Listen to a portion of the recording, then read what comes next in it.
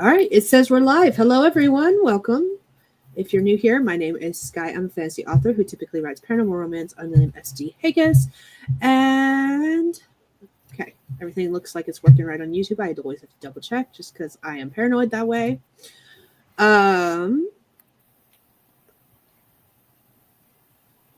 Hi, my name is Stephanie. I'm a friend of Skye's. I've met her in person, and now sometimes I join her on screen.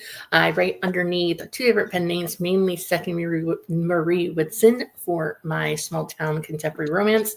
First title is Ways of Love and Laughter. I also write some YA coming of age based on two stories underneath my other name, SM Whitson. It's all one name. It's all in one place. You can find all the links to everything somewhere.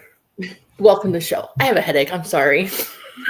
And thank you for saving me because my mind blanked and I was just like, I have no idea what I was saying. It's all right. I don't know if you saw the smoke come out of your ears or the train leaving the station, but it was gone. You stopped talking mid-sentence. I'm like, I'll jump in. All of a sudden, I was like, I have no idea what I've just said for the past 5 seconds. Hilarious. Oh my googly moogly.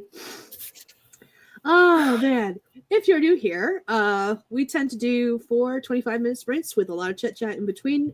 The amount of chit chat depends on how many comments there are in the section. Yeah, that's how we do things. And I use a cat timer for these sprints, which I have not pulled up because I am slacking today.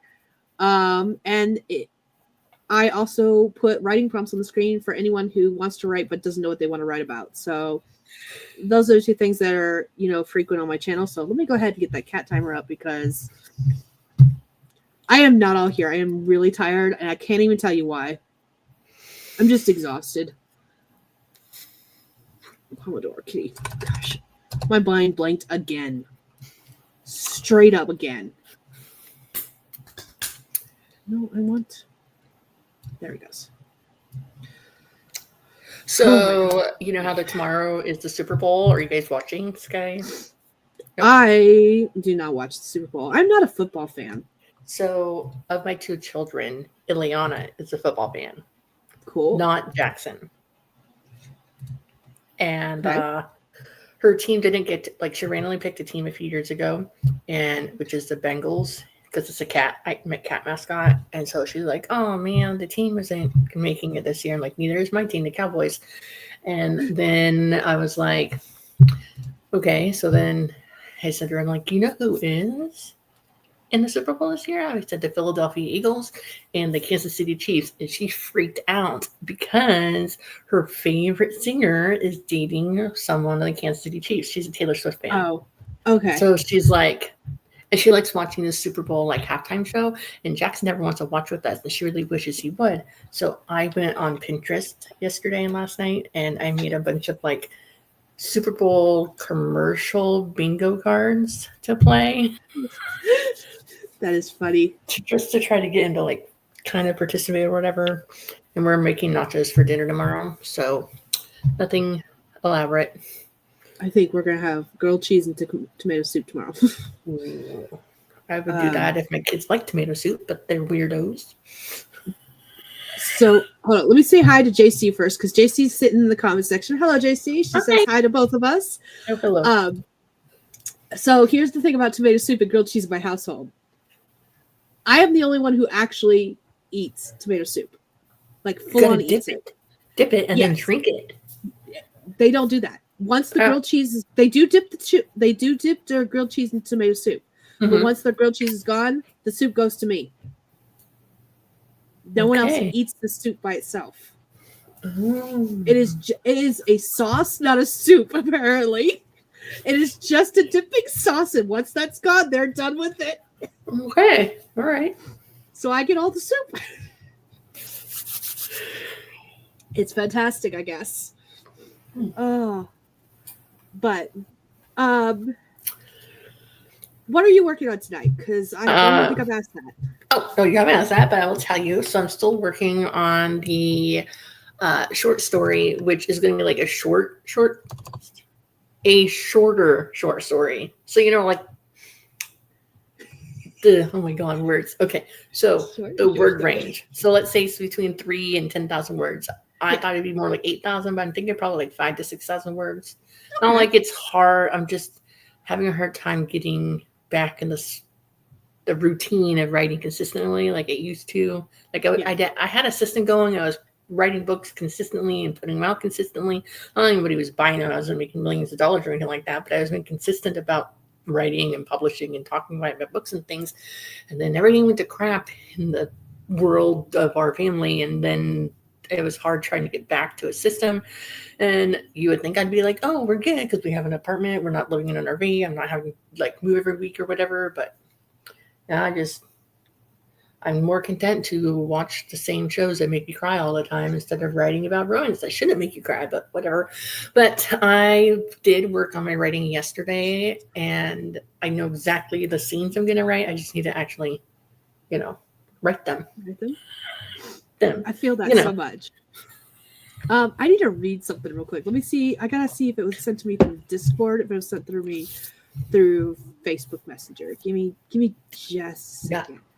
So the short story is there. It's in a small town. It's in the same world as my Ways of Love and Laughter book. It's just the next town over. There's a library. There's blind dates, and there's no kids in the short story.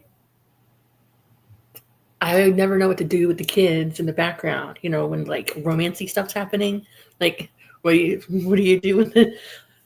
Oh, I don't mind reading books with kids. I just I always forget to include them in the things. Sorry. So my sister has been writing off and on for the past couple of years. She has taken up writing. Everyone in my household, honestly, in my immediate family on my side, has some kind of creative outlet. So I have 2 younger sisters. The older of the younger 2 is she is a double theater and fashion design major. So she is always doing outfits for herself, costumes, stuff like that. And then the other one has always been on the artistic, and now she's doing writing, and then I just do writing. So every once in a while, she'll message me questions. And then what she sent me the other day was, do you ever have points where you want to write? You have the motivation to write. You know what you plan to write, but at the same time, you want to focus on something else. And I was just like, girl, let me tell you why I have 200 plus stories and none of them are published. That's hilarious. It was great. I was just like, welcome to my pain. Oh, it was fantastic. I loved it so much. Is she younger or older than you? They're both younger than me. She was just the younger of the 2 younger sisters. Got it. I am the oldest of 3. So. Gotcha. But yeah, it's just funny because every once in a while she'll hit me with questions that are similar to that. And I'm just like, oh, baby girl, you sweet summer child. You have no idea yet. She's learning though. And this is the same person who she sent me a screenshot of, I don't know if it's a fan fiction that she's writing or if it's something else, but she's got 600,000 words in this one story. And I'm just like, damn! 600,000? 600,000. How does that even? I don't know. I can't imagine. It's a lot of words. Imagine. Like, my longest story I've published is like just shy of 80,000. I can't even imagine something 20 million times longer than that. Or, whatever math. My longest story, I was telling her the other day, we were actually talking about this particular story earlier because we were talking about creature designs for this fantasy realm that I had developed back when I was in high school. And I was like, that's my longest story. And it's 85,000. Most of my stories are around the 60,000 mark these days, if they're longer. And then here I am working on a bunch of short stories. That's what I'm actually going to be working on tonight. I have a word count tracker and a project tracker that I'm trying to put some formulas in. And then once that's finished, I am going to be preparing because on Monday we start the 7-day book challenge. So Yes. Last stream last weekend, Yes. we came up with the idea of doing the 7-day book challenge, and mistakes were made. And it was all me. Like, I know this. They're like, I know myself. I knew better. I shouldn't have done this. I should have thought. Yeah. Decisions were made during that stream that should have waited until like after the stream, and I got like the adrenaline out of my system, and then I would have been like, this is not a smart idea. So next week is the 7-day book challenge, but next week is also the final week of volleyball for the youngest, which means I'm still going to be doing a lot of driving back and forth between the house to make sure everyone gets where they belong.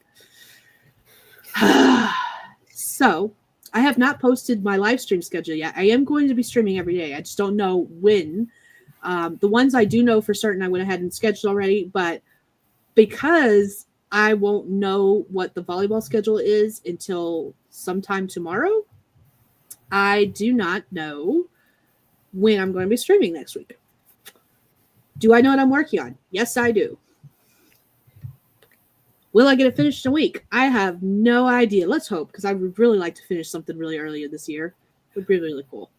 I will be working on this stupid, okay, it's not stupid, but I'm saying it's stupid, this stupid short story I'm writing, because it shouldn't be that difficult. It's a short story. It's not like a giant 80,000, 30-chapter book. It's not like this. It's more like this. I didn't have a thin book around. Okay. So anyways, I just like shouldn't, and it's, yeah, well, I just got done writing a Christmas short story that was like not even 70 pages. I think it was like 60 pages or something. It was like 23,000 words. So, that's a long short story. 23,000 words. So it's possible. It's fine. It's okay. It's fine. And then I realized I have to come up with a freaking title for my short story. I'm like, who titles short stories? Whatever.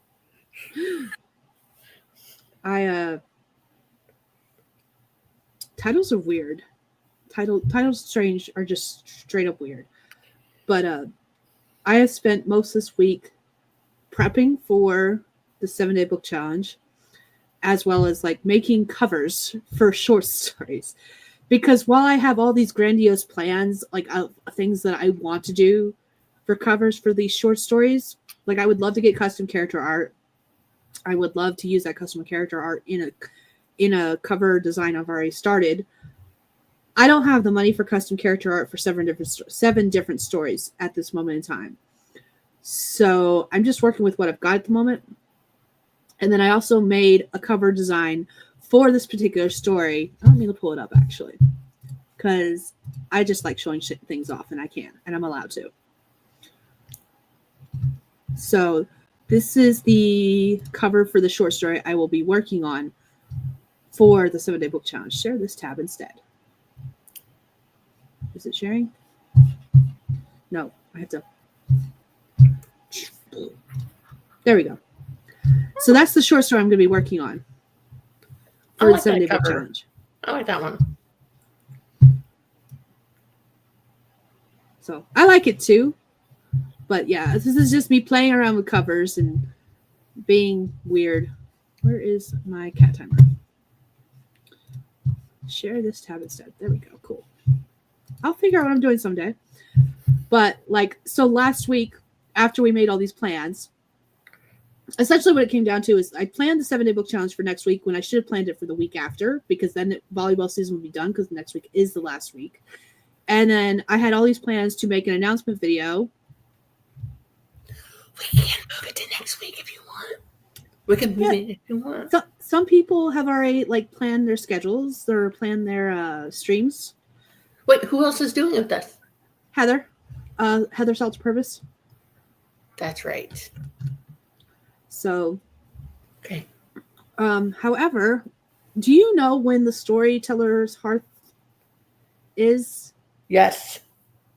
It is the 22nd of, is it this month? I have no idea. It's the weekend of the 22nd, either this month or next month. And I like put in this my thing about hosting or co-hosting. I haven't gotten anything back. So like, I fill out the Google form thingy with the spreadsheet, blah blah blah. I haven't gotten anything back about it, so I don't know what happened. Other than The event begins on the 21st of February. Mm-hmm. So don't want it to interfere with that. So that would make sense. Yeah. So we'll have to keep it where it is anyways, the 10th to the 16th, because then it doesn't interfere with the storyteller's time. Okay, cool. And that's fine. Like, it doesn't bother me. It just was trying not to do that. But yeah. Why am I so tired? I know why I'm tired. It's been a long couple of months. All right, so I'm going to go ahead and get us set up for our first sprint. We're going to do 25 minutes. Then we'll come back and chit-chat about everything we've done on the sprint and whatnot. Sounds like a plan. Let's do this. Okay, here we go. Okay. Here's our first prompt for anyone who wants to write but doesn't know what they want to write about. You do not have to use it. It's not a requirement. It's just there if you need some inspiration. And here's our lovely cat timer. She is looking gorgeous. She says, hi. Ooh, I'm going to shrink her. What happens when I shrink her? Oh, that's as little as she can get. Okay. All right, 25 minutes starting in 3, 2, 1. Let's go.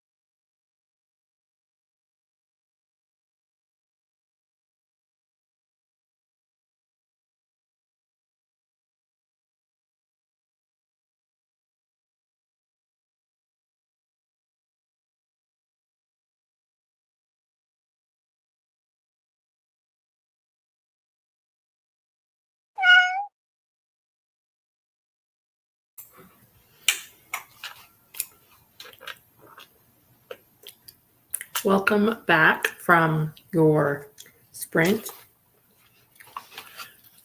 Don't know where Skye is, but I will talk to you guys. I have no problem. What did you do during that sprint? How'd you do? What'd you do? Let us know in the comments. I see that a few more people popped into the comments section. See that we were talking about cat names, and then let's see here. Raven Misty is here, and then also Laura popped in. So hello. I didn't really. I know. I don't know where Skye went. She's the one that's in control of the kitty cat stuff. Anyways, I refilled my drink. I got some pretzels, and I took some stuff for this pain in my leg. That's it. I don't know where Skye went. I'm so sorry, you guys. I don't know where she went.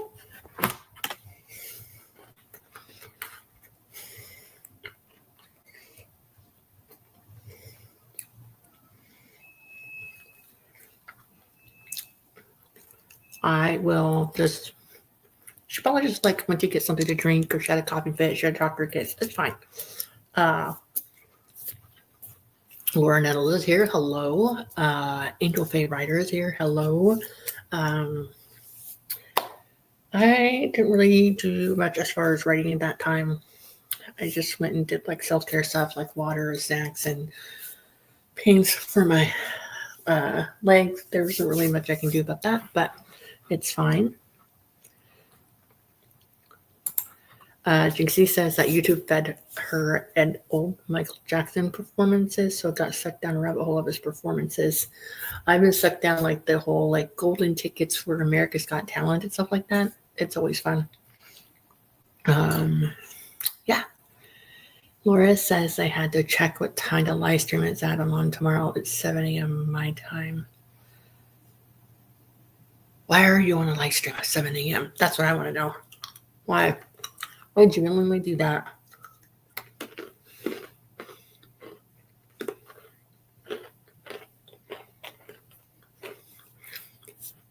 Tomorrow, my plan is tomorrow that we're going to get up and go and take the kids to church, and we'll come back. And then we'll do fun, like, bingo stuff for the commercials for Super Bowl Sunday. I don't know. Shouldn't say anything. All right. I'm going to call her. I'm calling her right now. I also know if she gets, I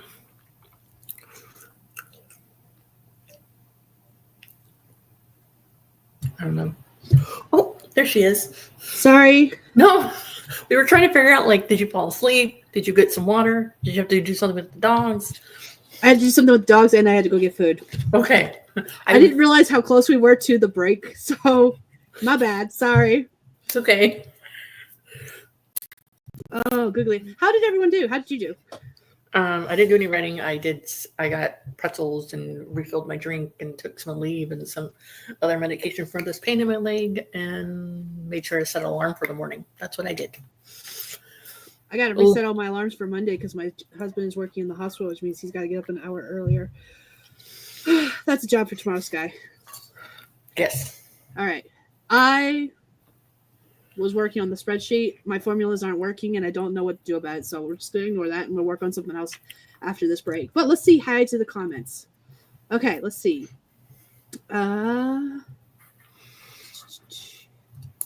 JC was talking about the kitty. Do I have a name for it? The one on the screen, by the way, not a new kitty. I do not have any new kitties. No, I don't need any more. And as far as the cat timer goes, I have no name for her. JC says we should name her, though.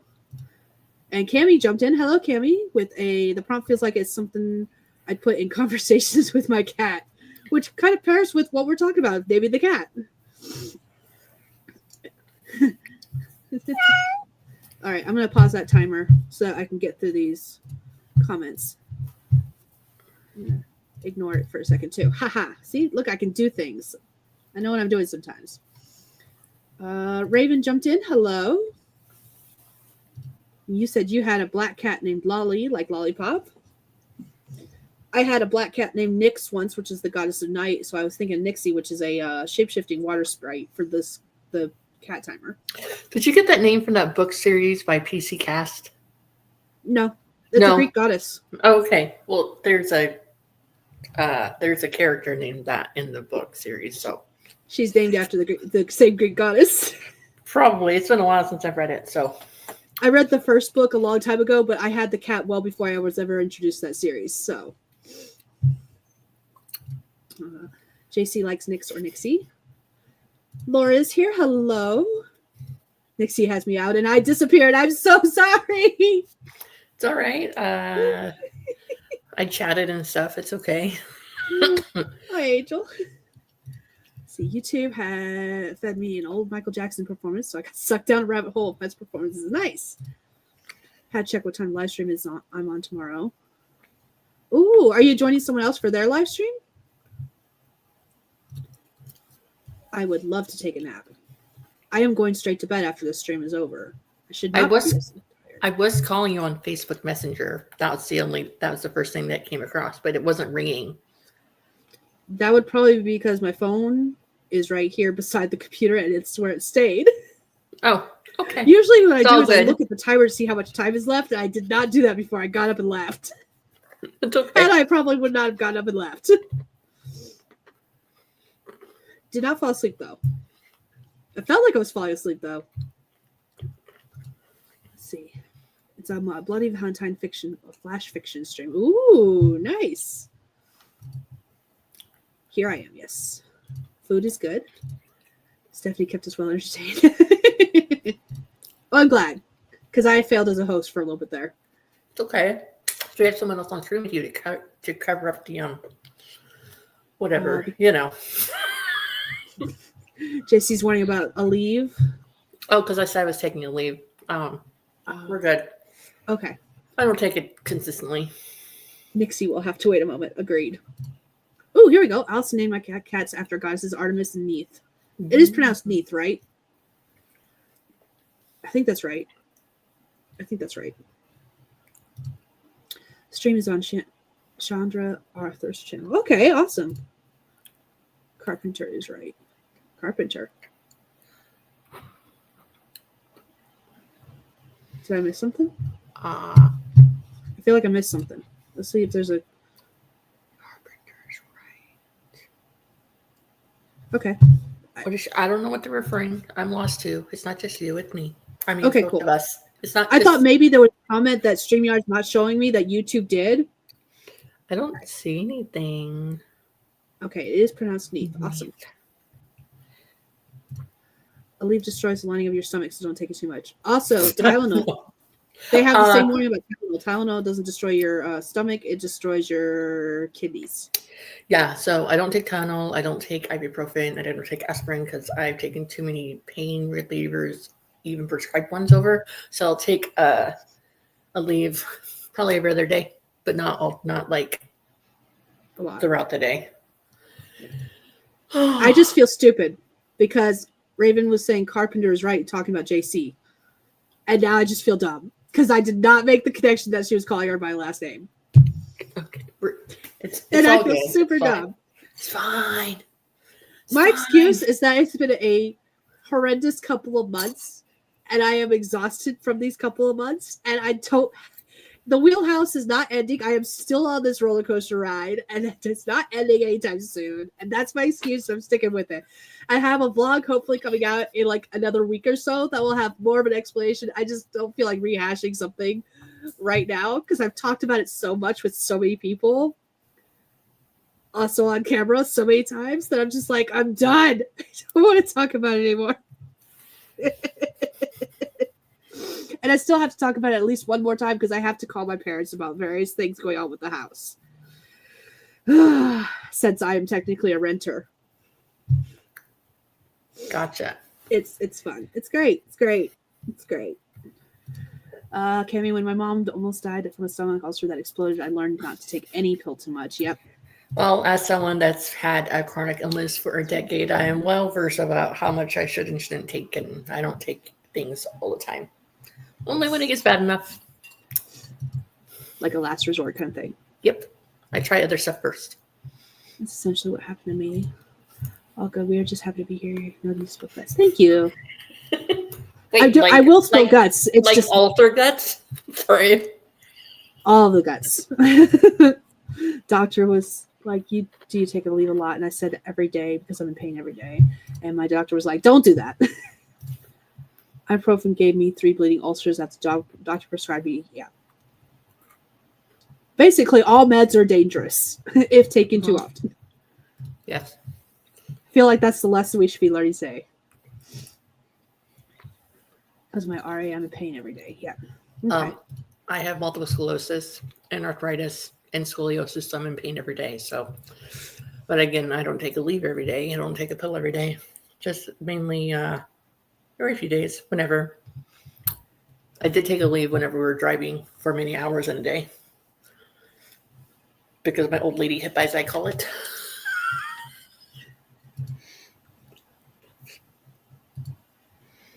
Spill, not spoil.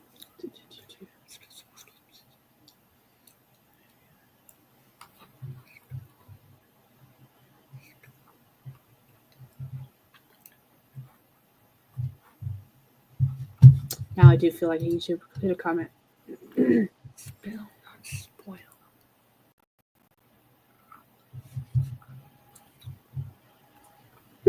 I'm lost. It's okay. I have no idea. I feel like it's fine. I feel like not all the comments are coming through. It's a typo. But it's okay. No. Sorry if it feels like a talking down. No, it's all good. No. You're good. Comment didn't go through. That's possible.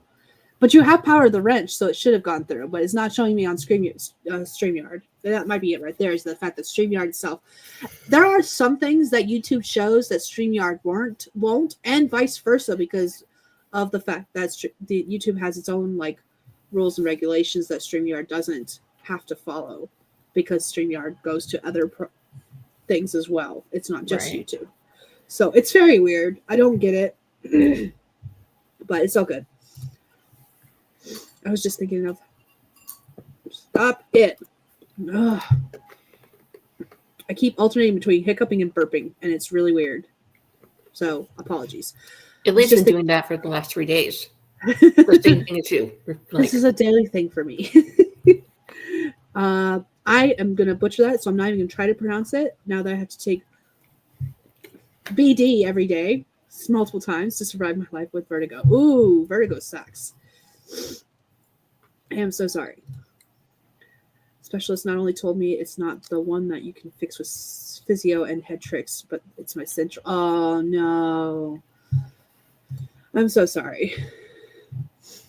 All right. I made it to the bottom of the comments, and I know just because I said that JC's getting ready to post, like, comment, and I'm not done and stuff like that. So I'm going to start this comment. And we're going to do another 25-minute sprint and let Nixie bug us. And she's going to tell us what to do. She's going to be like, get to work. So here we go. Starting in 3. Nope. Let me put the banner up. Just kidding. Again, you don't have to write the prompt. It's just there for those who want to write it but don't know what they want to write about. So maybe it'll inspire you. So here we go. Starting in 3, 2, 1. Let's go. I can't count, I swear. It's fine.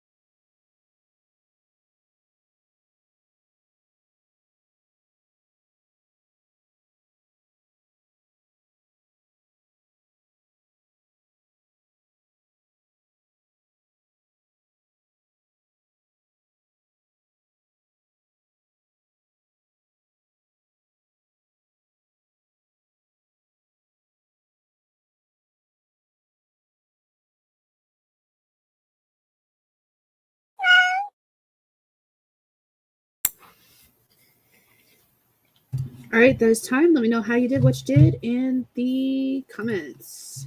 Boop, boop, boop. What'd you do? I went to the bathroom because that's important. I got some Swiss rolls. These things, I don't know what they're called. Chocolate Swiss rolls. I don't know.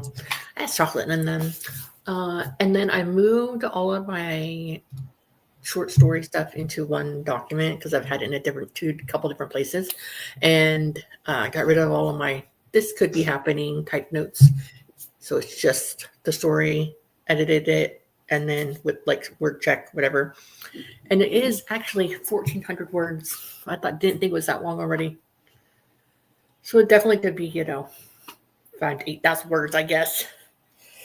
So let talking people do. It really takes up space.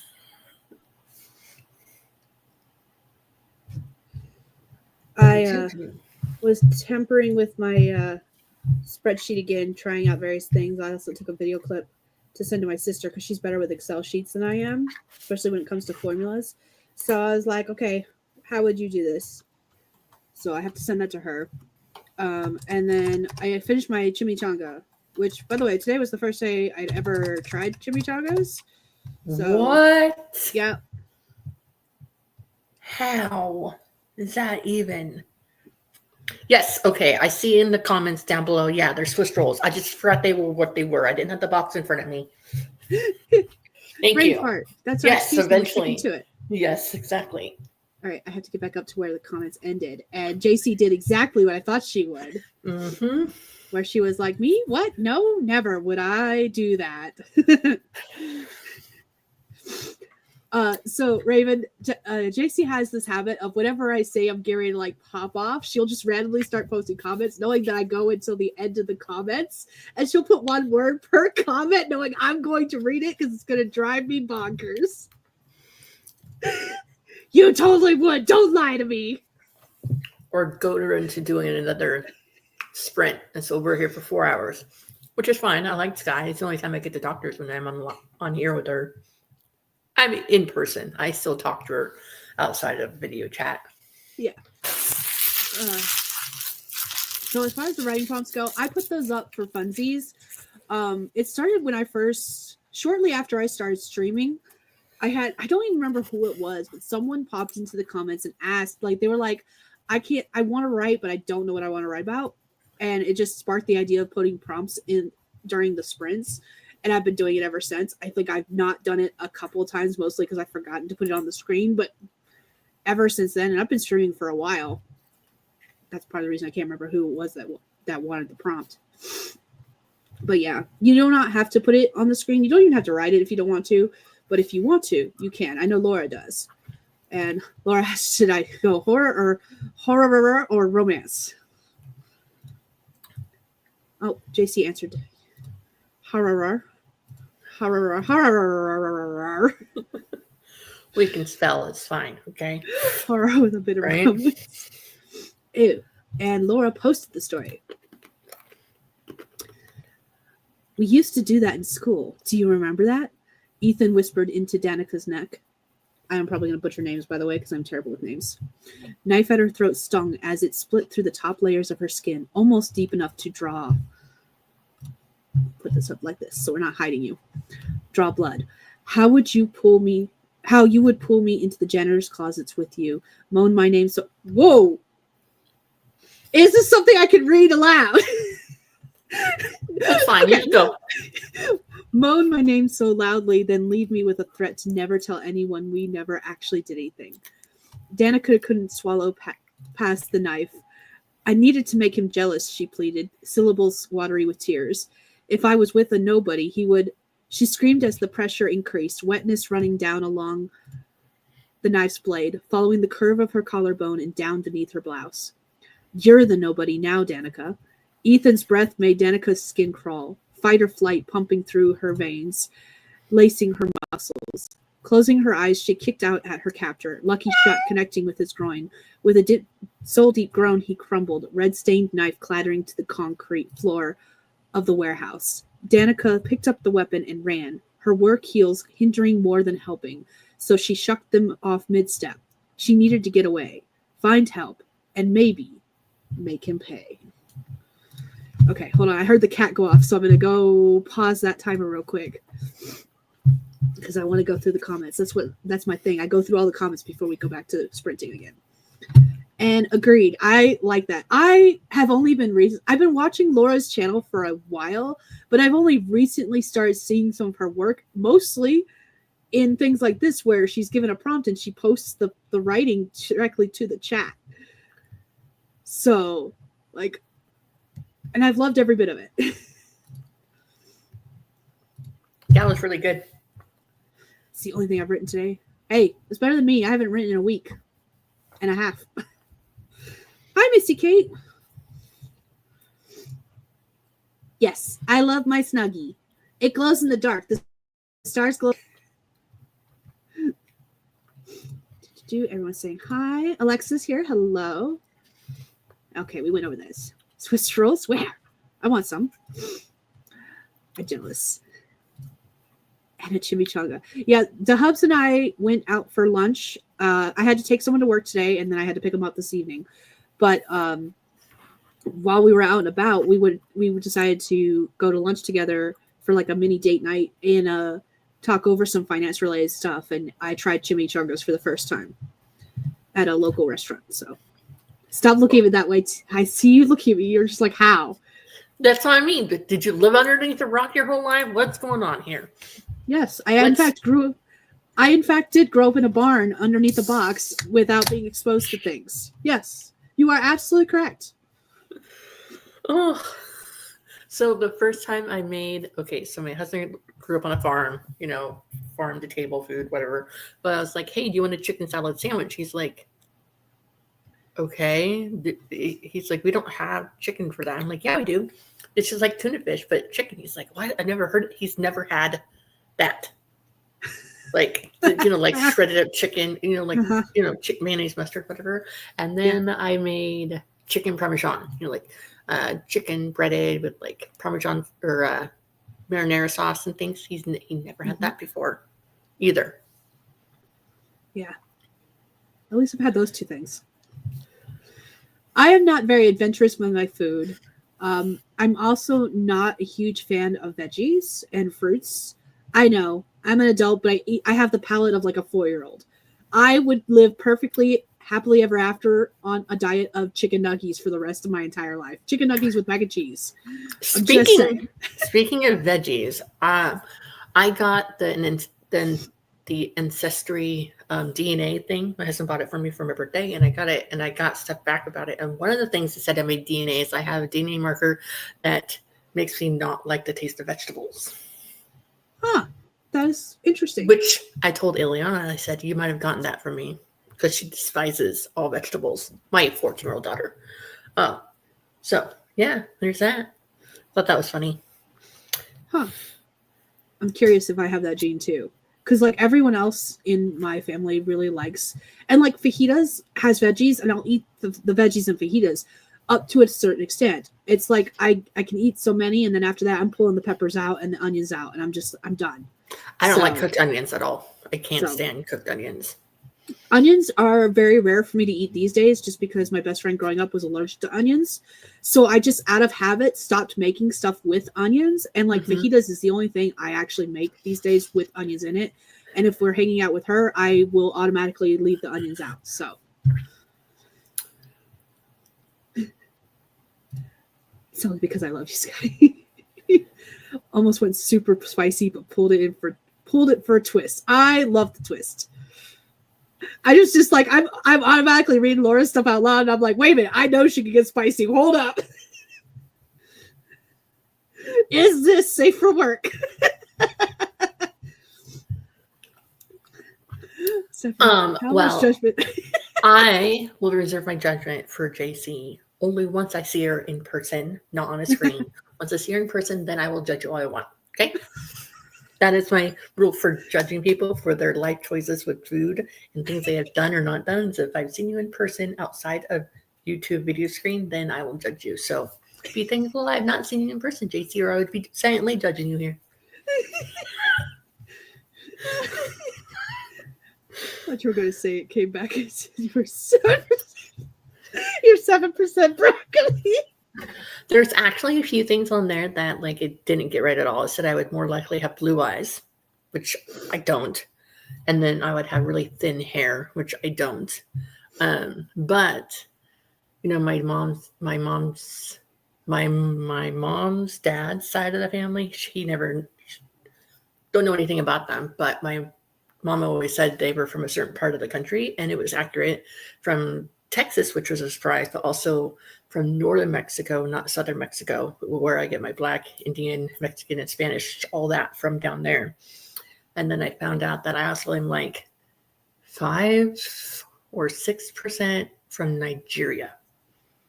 Hence my blackness, which you can see in the summertime much clearer on screen.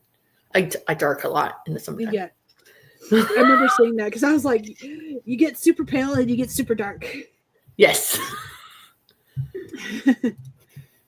There's a huge house that is a museum now. It was made out of stone to look like a cave. There's a huge flat rock for the roof. The kids who live there can honestly answer yes to the question, did you grow up under a rock?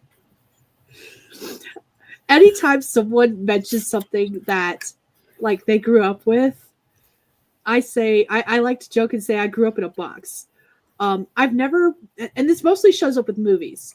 And I was thinking about this the other day too. And the reason it shows up with movies most is because I don't watch a lot of TV and I don't watch a lot of movies. And when I do actually have the time to sit down and watch a movie, I tend to gravitate towards like animated films. And I'll watch the same film over and over again without ever actually watching anything new. I'm just saying, it's my preference. But like, there's this whole list of movies that I grew up with that everyone else has seen and I haven't, especially like in the genre of horror, like all the classic horrors. I haven't seen any of them. I haven't seen Chucky, haven't seen Nightmare on Elm Street, haven't seen Jason movies. I haven't, all the classic slasher horrors. I haven't seen a single one of them. I watched Jaws for the first time 2 years ago.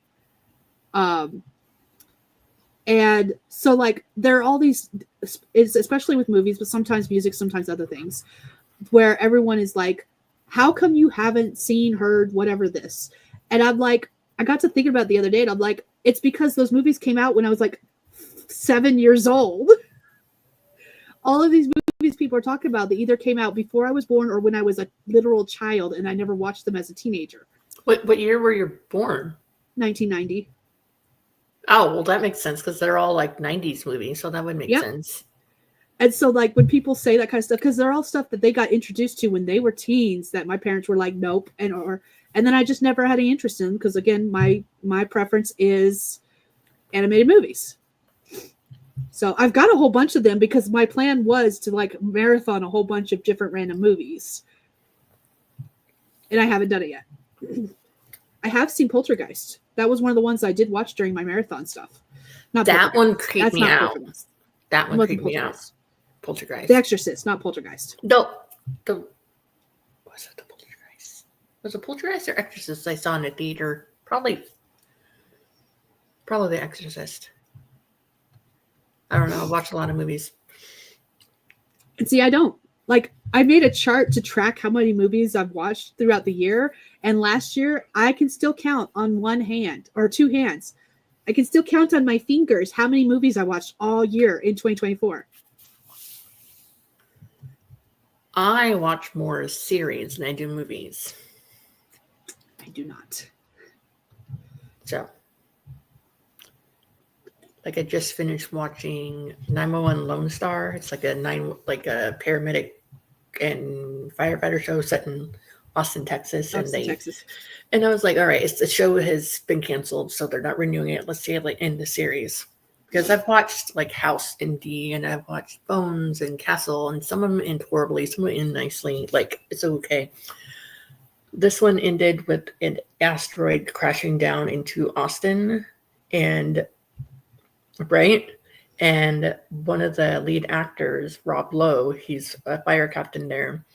He's going in to like stop this nuclear reactor, and it looks like he died until you get to the end, and he's like at a job in New York City being head fire chief of everything, and that made me go, what? Like it's not very often I watch a TV show and it surprises me. So it was a good ending. Interesting.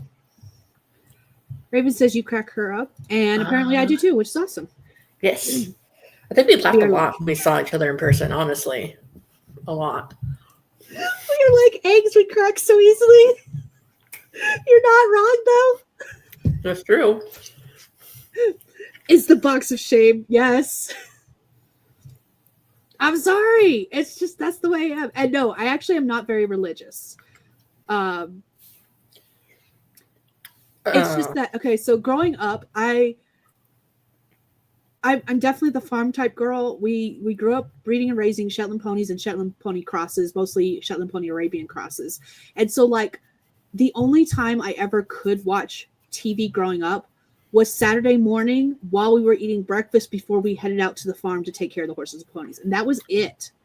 That was the only time we watched anything. And then I just got to the point where even as a teenager and an adult, I just don't watch TV that often. And again, I go back to the animated movies because I know they're going to last. Well, now they're longer than ever before. But once upon a time, I had an hour and a half to watch a video, and that was it.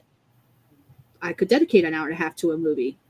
Now they're like 2 to 3 hours long because people suck and add too much stuff to videos. Sometimes it feels like. But yeah, not religious. Just I like to tell people I grew up in a box because that's what it feels like sometimes. So speaking of long movies, the movie I watched today with my daughter. Okay, don't judge me, internet. Okay, so this movie has a lot.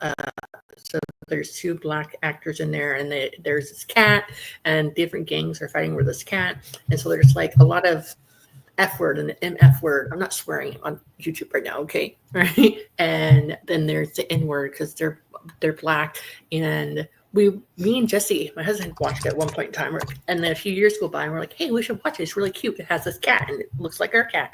We watched like all of 5 minutes of it, and we're like, nope, we can't watch it.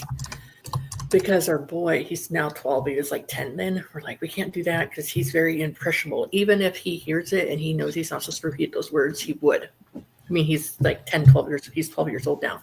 So today, while the boys went to the library, me and Ileana watched it because she knows not to absorb that and like repeat it. Like, and so, yes, this one right here. It is this, you know what? If you watch the trailer of this movie, like the trailer, it doesn't have curse words in it. I don't think so.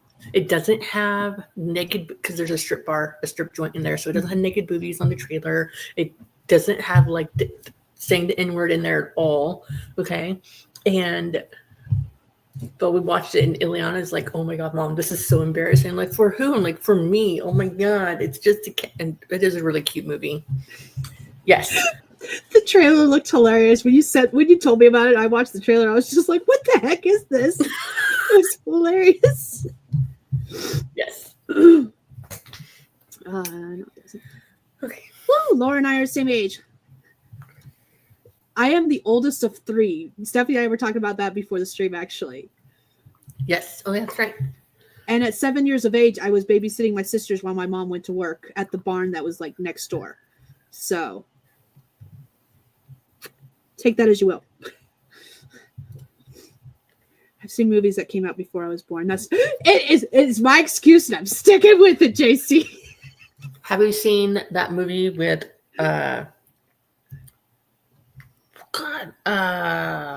last name Lopez, and it's about a snake, and it's called Anaconda. It has iced tea in it, I think.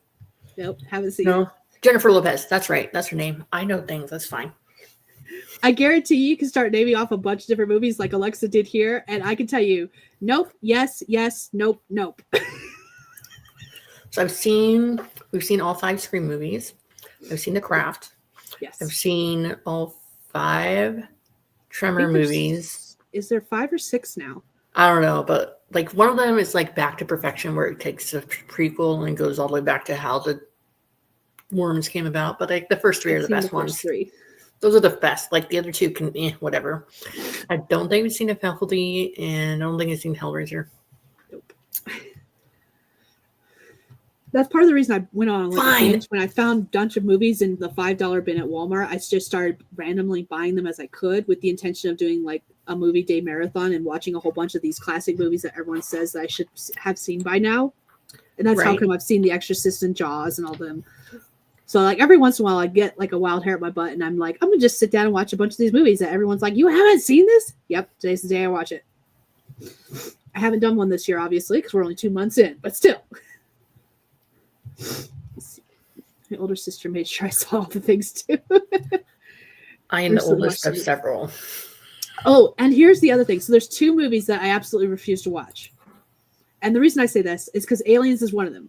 Or Alien, one of the 2. So, again, 7 years old. I made the mistake of coming out of my room. I don't even remember why. I couldn't tell you why. And I walked into the living room while my parents were watching Aliens, which one of them. And I walked in on the scene where, for those who are like queasy, I apologize ahead of time. So I walked in on the scene where the android gets slashed open and his white guts are spilling everywhere. And it has been scarred in my mind ever since, and I cannot watch those movies. That being said, I watched Alien vs. Predator and all of the Predator movies just fine, and it's basically the same thing where there's blood and gore everywhere. So don't ask me why I cannot watch the Alien movies, but I can watch the Predator movies, but that's just the way my brain works. And then the other one is, I think it's the Witches of Eastwick. I came in, again, when I was like a little kid, and they were at the cherry scene where the just cherries explode out of the guy's mouth. And I don't think I've seen that one. It did not look like cherries to me. I did not think those were cherries because they were bright red and liquidy. So I was convinced it was blood, and I walked into on a horror scene. Key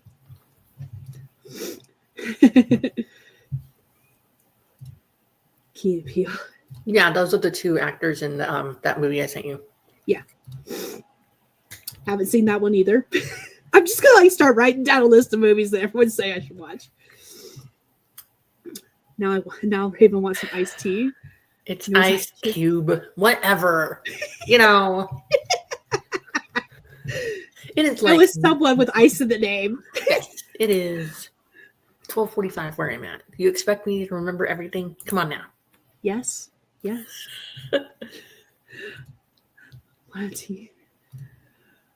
Who is the Ice Cube at Twitter? There's plenty of ice. Tell me about it. All the roads are nothing but ice right now. That made me feel like I was going to yak up. Yeah, the movie scene. Your mind is so pure. Feel free, Alexa. I will probably watch it sometime in the very far future. That's not today. And the hilarious part is the biggest time I go on a binge, especially with horror films, is October. The whole month of October, I don't watch anything but scary films. And here's the other thing. I love me a good monster movie, which is probably the reason I like the Predator movies, and I don't understand why I don't like the Alien movies, because that is essentially a monster movie. Like there are 3. There was a werewolf movie that came out last year that I want to watch. The new Wolfman movie that comes out this year or last year, sometime recently, I want to watch. Like, give me a monster movie where it's a monster killing people. I am here for days. I am here for that. But when it's like a slasher fic where it's like people killing people, I'm just like, nah, thanks. I'm good.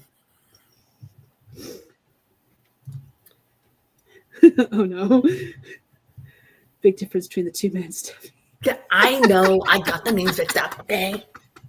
You're like my kids when I'm like, hey, can you put the clothes in the garbage when I mean to say put the clothes in the dirty clothes? Or when I say, hey, can you put the dishes in the garbage and I mean to say put the dishes in the dishwasher? So nitpicky, you all. Yeah, I know. Ileana's like, oh, I know you didn't mean to say that, Mom. And Jackson's a jerk, and he's like, oh, but you told me to. It's fine. I have, in fact, watched Memphis Christmas Carol. It is actually a tradition. This 2024 was the first time in like 7 years I haven't watched it, and that's only because it wasn't on any of the streaming services that I could find It probably was there. I just couldn't find it because I am an idiot, and I don't have a copy of that one yet. I see two different actors about Mr. T. How my mom managed not to watch any of the classic scary movies, I don't know. I'm not even going to start with Mr. T. Only was 2 sci-fi, has 1 setting. Okay, it makes sense. It's fine. So yesterday, Jesse was watching this. My husband was watching this movie while I was like trying to type, but it was really interesting. And it's called Redemption 3. There's like 5 of them, but this is the 3rd one. And basically, there's all these guys, they're prisoners, and they are life without the possibility of parole. But then they're like, hey, if you come and fight in this prison at this one place, and you come and fight, whoever wins gets to go home. And the loser goes back to the prison where they came from. Well, they come to find out, they learn that the losers get shot. Like they get brought out to the desert and they get shot in the back of the head. Okay. And Welcome then to my execution. Execution. And then the people, there's 2 partners, and they always get chained on the leg as they're working outside. And there's this Russian guy and this black guy. And the black guy used to be military. And he's like always complaining. And the Russian guy's like, you're like, this is not that hard. You think of this as labor, but think of it as training. Because they would like go out and make them like dig holes and stuff, and then they would do 1 hour training. And so the thing was, the prisoner guards were like, you're gonna bet on these guys to lose, your fighters, but we're gonna make sure that they actually we're gonna make sure they actually lose, because this Colombian guy is really good. Anyways, towards the end of this movie, it's the final fight scene. And this guy, the Russian guy, has like a busted knee, and he used to be a janitor in the prison. Now he's like fighting and stuff. And, they're like full contact sport where like blood is coming out of the mouth, some teeth are coming out, like things like that. And then the Colombia throws the Russian guy over outside of the ring, and then he finds the mop and he wraps up his leg with the mop cloth at the end. There's like a rag, and he wraps it up, and they're fighting, and I'm like wincing at the pain because they're like kicking each other and stuff. And then the Russian guy that has the busted knee, he like spins around in the air and hits the Colombian guy in the upper thigh. And his busted leg went all like, he like broke it in like 3 spots, and it went all limpy noodle. And I squealed out like, ooh. And then I rewound it and I showed the kids that one part and really screeched. And Jack's like, oh. So, speaking of showing kids things, my oldest is now in driver's ed. And a driver's ed is so different than when I was a kid. And when I was a kid, it was like, it was an after-school program. You did classwork. You did classwork. They showed you a clip from a film, and then you drove on certain days, certain number of times. Okay. Our first day of driver's ed, they opened up the class and said, "We're going to watch a movie scene," and they showed us the log truck scene from Final Destination 2. However, so I told my oldest when she started taking the class, I was like, I just need you to tell me one thing when you start taking this class. I was like, I need to know if you watch a movie scene with a log truck. So far, she hasn't seen it. And I'm like, if you go through this entire class and they don't show you this scene, tell me so I can show you, because this is why I don't drive behind log trucks. Yeah. So so there's some new people in the chat, but for the last 6 years, me and my husband were traveling around in an RV. And so I was like, don't get behind the truck. Don't get behind the truck. Like, that doesn't happen. That doesn't happen. I finally found someone like shared a video of it online, but I hate being behind log trucks. So I'm always like, look, it bumps on the road. You can see the log bouncing. Like, what if it comes out? Yeah. But yeah, I don't like getting behind log trucks either. That was their opening to the driver's ed class. They just like, okay, everyone's here. We're going to watch this video clip. Traumatize you forever. Okay, so Alexa found the movie. It was Undisputed 3 Redemption. Yuri Boyka. is an inmate trapped in the toughest prison in the world. He is ready to make his comeback in a lethal boxing competition for a shot at freedom. Okay. Alexa was ready to laugh, but it has a solid rating on Rotten Tomatoes. It's a good movie. Like, I stopped writing to go watch it. I have seen the first 3 Final Destination movies, and I'm actually kind of excited that there's another one coming out. And, okay, I want to see the new Until Dawn movie. There's 5 Final Destinations. Mm-hmm. The 5th one comes out this year. No, then it'll be the 6th one then, because there's already 5. Pretty sure there's 5. Pretty sure. I've only seen the first 3. All right. We'll have to look it up in the next sprint, which I'm going to go through these comments real quick, and we're going to do another sprint. It's terrifying in the shower scene. You know, the tanning bed scene was the one that got to me. Hate driving behind log trucks or any trucks that carry. So one of my favorite movies, and this is actually what really surprises my husband, but again, monster movie. That's why I love it. I absolutely adore The Descent, or is it just called? It's just called Descent. I absolutely adore Descent. I love that movie so much, but again, it's a creature feature, and I think that's why I love it. I don't think I've seen that one. And the movie starts where a woman with her husband and their kid in the back seat are driving. They're coming back from visiting friends, I think. It's been a while since I've watched it. Now I need to do a rewatch. But she finds out the husband has been cheating on her with her best friend. And they are behind a plumbing truck, I think it is. And they have to stop really quick. And it's basically like the log truck scene all over again, where the pipes come off the truck and through the windshield. Husband and daughter die. That is the start, the first 5 minutes of the movie. Dang. Yeah. And then after that, it becomes a creature feature where they're cave diving and come across creatures that live in the darkness. It's really cool. I love it. Anyways. But those are the kind of trucks I will not get behind, a log truck. And if I see any kind of pipes, I'm just like, nope. As a 25-year-old, I don't have my license and I don't want it. I currently do not have a legal license, so I cannot say anything.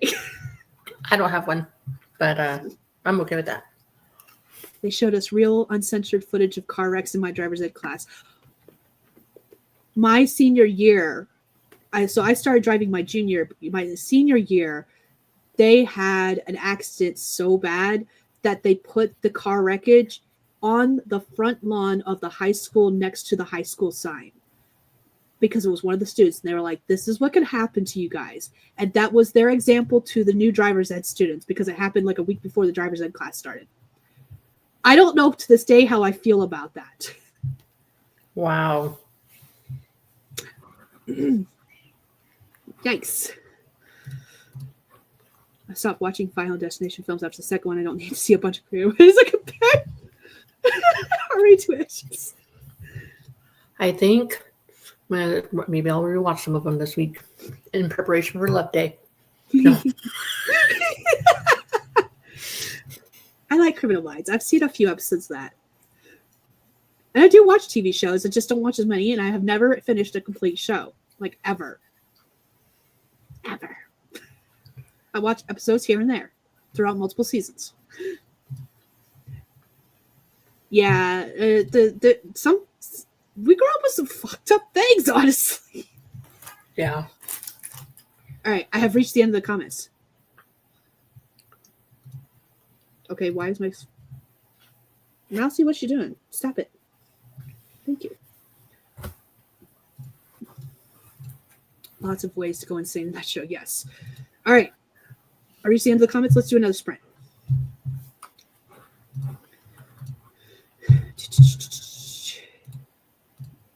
There we go. Ooh, that's a good prompt.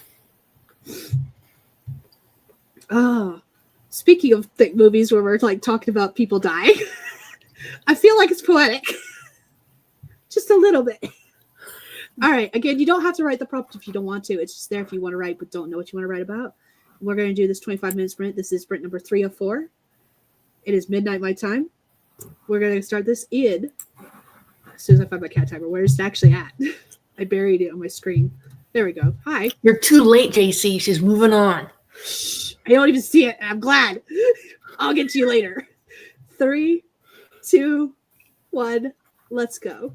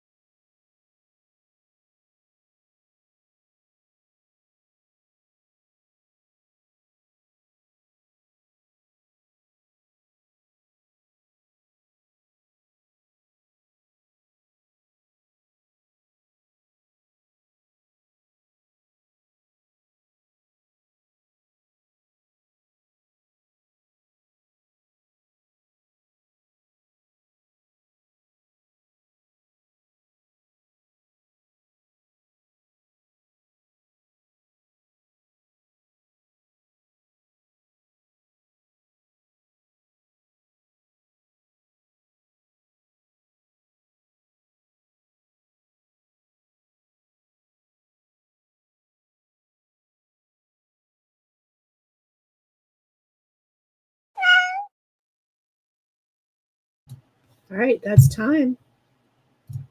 The cat says so. Okay. How did one do?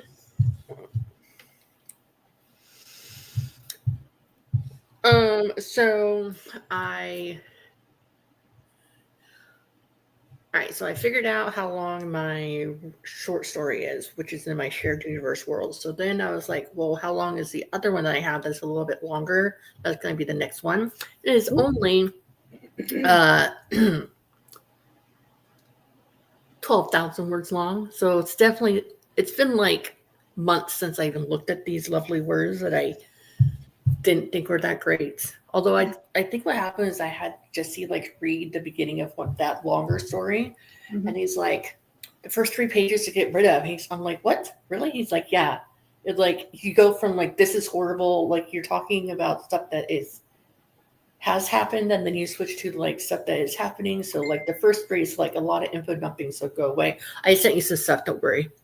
Okay. Skye, it's for me. So Okay. I was in the middle of sending you something, and then the sprint ended. So, anyways, so then I went onto Canva. I was like, "Oh, what are my book covers look like?" And so I sent you some stuff. But I looked at my writing that I have, and now I just need to go through and change the stuff. For example, I have the sentence in this book that says, "I'm not sure if this is something you need to describe in such detail, but let's move on from here." It's literally what I wrote. I do that kind of stuff all the time, and it belongs in brackets for me. Yes. I'm just like, I have no idea what I'm talking about here, but later me can clarify. Yeah. And now I do it in like really bright, bold, like pink or bold yellow or highlighted. Because in one of my earlier versions of my books, I accidentally left notes to myself in the published for public viewing document. Whoops. Learn my lesson that way. Whoops. Yeah. So yeah, the short story is like a sneak peek into this new town that I'm incorporating into my universe. But then the longer version is like it's going to be a full-fledged novel. I mean, it has to be at 12,000 words and counting, and we haven't gotten to the midpoint, I guess. I don't know what I'm doing. It's fine. Does anyone really know what they're doing? Oh, No. excuse me. Okay. Let's see. JC said, wait, I was distracted. Almost missed my cue. Comment. Oh no, you've got Raven joining you. Nixie actually meowed like a long time ago, but because I've been like hiding her off the screen, I don't know if you've been able to hear it. Never too late. She sees me. Oh, I missed it. Laura went to bed. I hope you get some sleep if you're watching this later, Laura, but you probably aren't. Everyone else said good night to Laura. Okay. During that sprint, I was updating my writing journal that I keep in Notion, and it made me think of the fact that all this week I've been pretty much working on cover ideas for the bunch of short stories that I'm plan on publishing hopefully in the next like year or two. You should show some of them on screen. They're really pretty. Okay, let's see if I can figure out how to I mean, do if that. you... I don't mind. I just... Oh, okay. I didn't know if they were like super secret or something. No, actually, the Buck Short, a Buck Short is the story I'm working on for the 7-day book challenge, which happens starting Monday. Well, I didn't know if you like wanted to like keep the covers secret until you like did a special cover reveal or something. Not for these, no.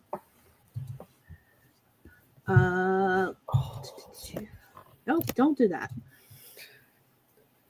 JC isn't commenting. Did she fall asleep? Hope not. JC, come back. She got distracted. Okay. Let's see if I can figure out how to do this. Okay. So, like, this is the story I plan on working on for the 7-day book challenge next week. And I don't know how long the story's going to be. This is when I started handwriting, and now I'm going to be typing it up. And I was reading back through my handwritten stuff, and it turns out I was writing it out of order, which is generally what happens when I handwrite stuff. Is I realize halfway through that I'm starting it somewhere in the middle of the story instead of the beginning of the story. So I go back and start writing again from the beginning of the story. Oh, Cat went off. Hold on. Nixie says it's time to write. Give me a second. Pause. I've done that, like I'll handwrite stuff, and then I'll be like, I circle a big chunk, and I'll draw an arrow to where I want it to be, or I'll be like, put this first, or like in the side margin. Yeah. So this is this cover. Let's do it this way.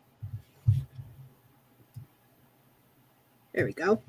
So that's the cover I'm doing for A Buck Short. And then there are, let's see if I can just flip through this real quick. Yay, it's gonna let me. Cool. Awesome. That is awesome. That's new.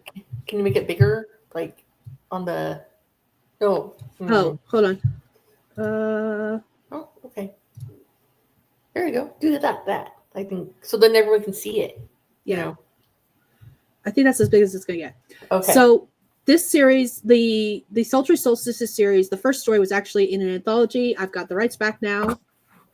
And I'm going to be creating like 6 more stories. 2 of them are already written. I'm working on the rest of them, kind of thing. And I added some stuff into the original short story. I added some chapters from the other character, the male love interest point of view. And the plan with this is where that circle is in the middle. I'm going to eventually, someday in the far future, have custom character art of the characters to put there, but I don't at this time. So I was just doing like what I've got. And so I'm just using silhouettes of the male love interests. Okay. And I thought maybe you're just going to leave it like that, like the silhouettes. Nope. Eventually, that's in that circle is going to be custom character art. Okay. And then the full custom character art will be like inside the book. Got it. So.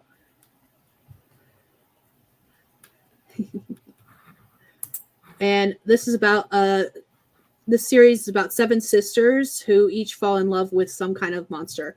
So like the first one is technically a ghost story, the second one's a vampire, and one of the sisters is a witch herself, and that's the vampire witch one.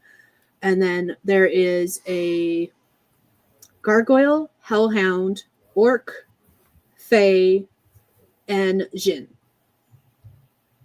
Okay. The djinn being the last one. And then I have another series of short stories that I want to put out that are about fae, and that's where these come in. And each of these follow different fae characters and how they bond with mortal people, mortal humans. There is a story that runs around. It's a D&D thing where it talks about someone making a deal with a fae, and it's the idea of the fact that the fae requires the mortal's firstborn as payment, and the mortal responds with, "So when do we start?" And that's what this story idea came from. All right. It's following that. And then each of these follows a different theme going with that idea. Are you going to release them in the season? Like release Spring Wishes on the first day of spring, release Winter one on the first day of winter, release, the other 2 on the other 2 first day? That is an idea I didn't think about, and I will have to think on them because these are short stories. So originally I was thinking I'm not going to release any until they're all written and ready to go. And then I was going to do rapid release where I release one every 2 to 3 weeks. But now you got me thinking, and I'm like, could I do that? I mean, you could. I could do that. So I don't know. We'll see. This is what I've spent my week doing instead of actually writing. I've been procrastinating by making covers for short stories.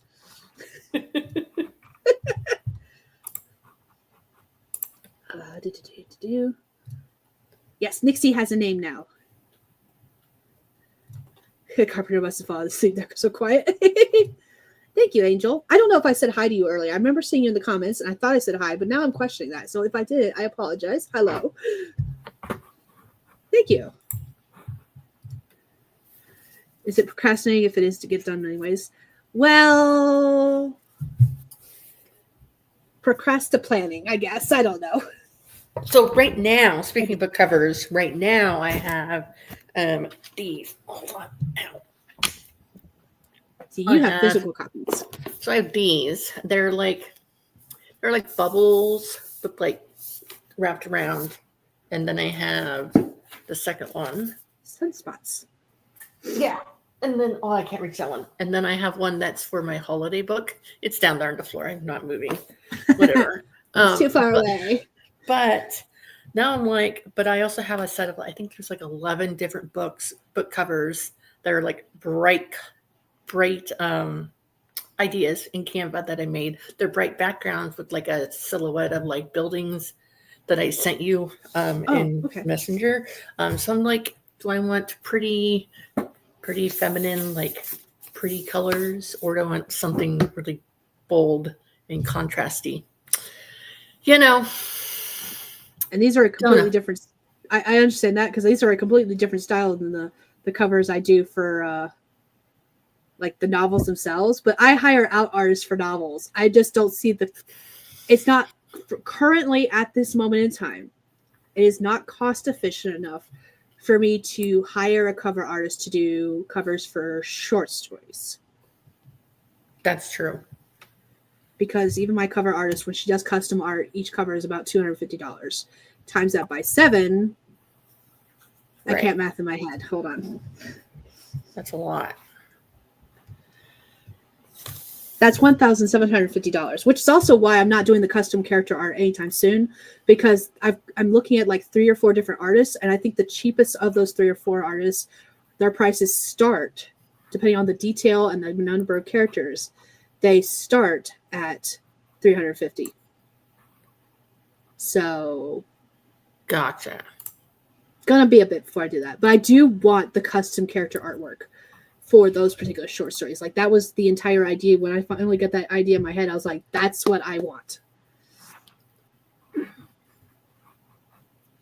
So like, I do have my covers in Canva because I was making graphics and stuff with them. And there's, like I said, there's a distinct difference. If I can find what I'm looking for. Where's Puck? So like, okay, actually, here's a perfect example. The Sultry Solstices is the first 7-story series that I have planned, but I have like 4 other 7-story series also planned that are in the same world with different characters, different side characters, different kinds of monsters. In fact, actually, the second series I'm looking at doing is specifically monsters, like monsters under the bed, in the closet kind of thing. And then the third series is dragon shifters. Okay. So like I have plans for other series, and when I was designing the covers, I had the level of heat, like the level of spice, indicated by the color on the cover. So like that one was a very light purple, meaning they're more sweet than spicy. And then this one, is that how I shared it earlier? Yeah, this one. The heat level goes up a little bit. But you see how that circle's a bubble? It's a bubble because that's where the custom character art's going to go. Okay.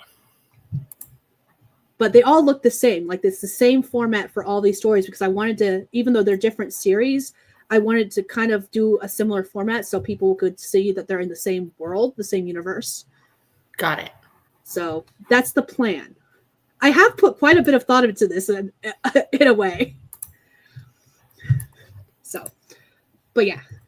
And that wasn't even what I was going to show you because I was going to show you like covers for like the novels themselves. The novels are a completely different beastie. Where are my covers at? I know I have them on Canva. Somewhere.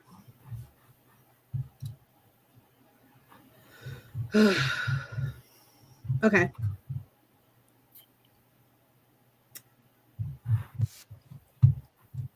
Maybe I have them somewhere.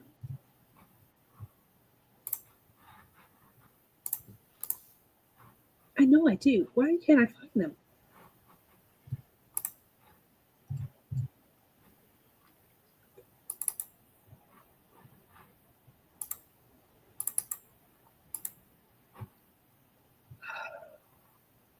Well, Memento, I'm having difficulties apparently.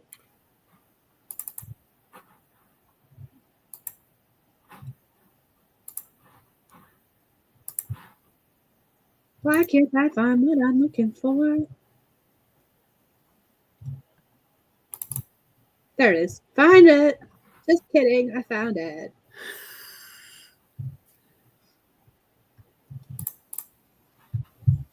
Oops. Don't do that. share this tab instead.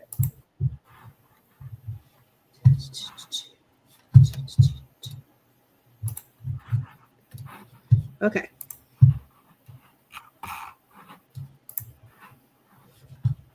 There it goes. I can finally do this. Okay, here we go.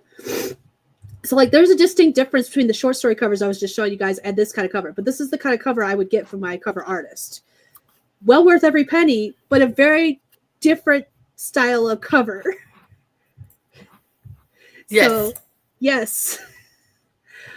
And this is my newest release that came out in December. So, like, that is why this is perfectly fine for the novels, but I'm not going to pay for something like this for short stories that are probably not going to make my money back if I spend that much money on them. And that is where my thought process was with this. So, Got all it. that to say that. Okay, I'm going to go back to the comments now because I know a bunch popped in. Okay, yes, got to that one. Eek, they're alive. I am not going to be using AI. I am a firm believer of not using AI. If other people want to use AI, I am not going to judge them for their usage of AI. But me personally, I have absolutely no desire and never will knowledgeably use AI. And no, thank you. How do you decide what the cover should be without being too gaudy? Honestly, for those short stories, a little bit was just taking ideas that were already like pre-made designs in Canva, and then also looking under the genre that I know these short stories are going to be on Amazon to see what kind of covers are there selling. And that's literally it. That's how I decided. And what made me happy. I have gone through a few different cover designs already. When chef, I've gone through a few different cover designs. Okay, I can totally show you my different covers I've done. I think maybe. Let's see here. I'm gonna see if I can do that. Oh, I remember those covers. Sorry, I just opened up the notifications because it was starting to annoy me that it was showing up on my phone. It's fine. No. Not that one. That one. No, not that one. That one. Okay. No, not that one. Let's see here. I know I've had them somewhere. You would think I'd be better at this. It's dumb. Whatever. Okay. It says no. How do you share a file from your computer so you can see it? It should have a share screen option, and then I will click it on my side. Okay. Let's see here. Yeah. So let's see.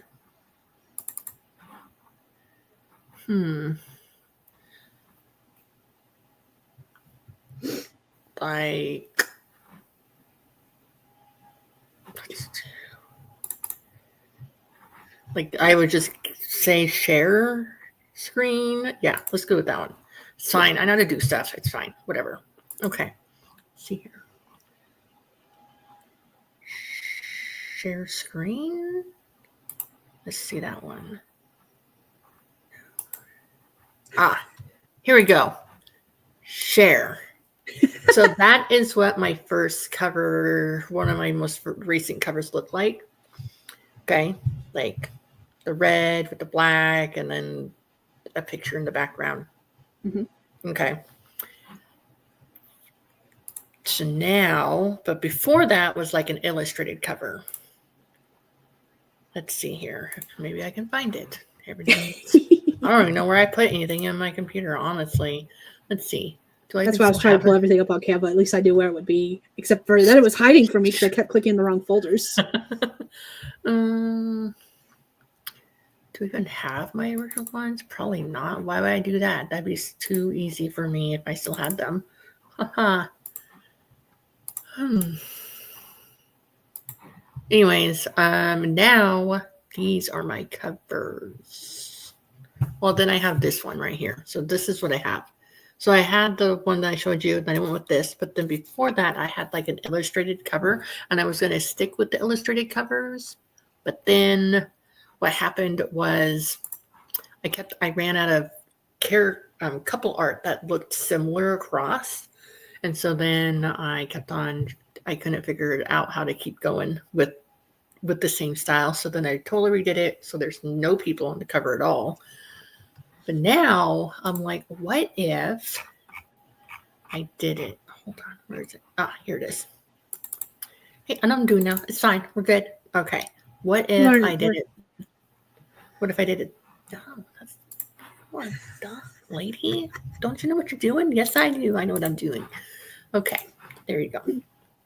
Too many buttons. Okay. Too many buttons. Share screen. There you go. Share. Okay. Is this, do I need to go bigger? Yes. How do I go bigger? The scroll bar where it says page 1 of 11. And it says 14%. Yeah, there you go. So then I thought about doing it like this. You know, solid, bright, and lots of contrast. So like instead of Ways in Love and Laughter with the pink bubbles, I would have it like this. So I thought about doing it this way. And I had all different color combinations. See?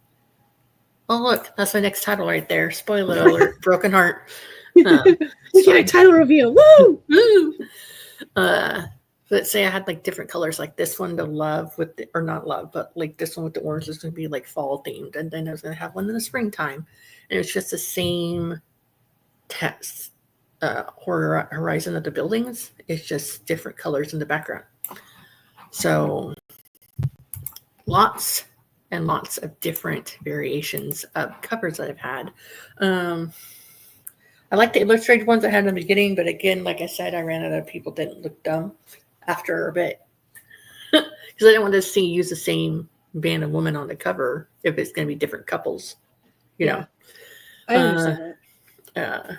I really like these covers from my other novels that I have. I made these in Canva. I took a template in Canva and I just totally tweaked it a bit. I added some sparkles for like stars. And I had like some people here and removed them, and I add some things. Same thing with the second one here. I removed some things, and yeah. But like romance novels are hard because do you want chesty people on the front? Do you want no people on the front? Do you want illustrated? Do you want discreet covers, which I guess you could call these discreet because there's no people on the cover, but I don't know. Since I don't want wow, words are hard. Since I don't write a lot of spice, I knew one of the things that I did not want on a lot of mine is that I do not really want shirtless people on my covers, because that is a very good indicator of spice, and I don't have enough spice. So. Yeah, there's no spice in mine at all. I got the idea for the contrasty covers from this series, this author called Lucy Score. There were some books I saw in Books A Million or something like that, like half price books. I was like, oh, that caught my eye. So that's what we think of trying to do with like a cityscape and contrasting colors. That's why I was doing it that way. Oh, like The Dead Guy Next Door? Is that one of them? Yeah, I think so. Yeah. Like I got the idea from that because it was just like an in display, and I was like, oh, anytime in a bookstore, I'd look to see what kind of covers are out, and then cry about how beautiful they are, and I can't afford covers like that. That's where I got the idea. That book, right, like those books right there. Apparently, I borrowed it in the past through Kindle Unlimited. I have no idea when I did that, but apparently I did. That's hilarious. So yeah, right. Books like that. So. Okay, where did I leave off? Right here. Yep. No, I have no desire to use AI. Nope. Raven agrees. AI usually looks hollow or cold. Well, the ones I've seen. Okay, so fun fact. I actually cannot. AI has gotten so good recently, that there's a lot of stuff coming out that I actually cannot tell if it's AI or not, unfortunately. Which means I rely on people to tell me whether or not they're using AI. Right. And if they lie to me, I will never trust them again if I find out. Good. You should do. Don't trust that. We're playing hide and seek with the covers. Yep. Using AI. I just don't like the fact that a lot of what is AI today was trained using stuff that they had no permission to use, and people did not get compensation for. And that's my biggest thing. I am all for advancing technology. I am all for all this kind of stuff. But at the same time, I feel like you should have one of two things happen. A, the people whose work is being used to train these programs should know their work is being used to train these programs. And B, if you're not going to tell them, hey, I'm using your work to train these programs, fucking pay them. Give them the option to say no. They don't want their work used, and pay them. Because otherwise, you're claiming stuff as your own for free. And that's my biggest thing. Otherwise, you do you, boo, is what I feel like. Guilty of indulging. Indulging in what? Food? You see, there was a whole conversation about this, and then they were talking about food from there. That's not food, and I can't eat that. I did indulge in a burrito earlier. Was it when I had my chimichanga?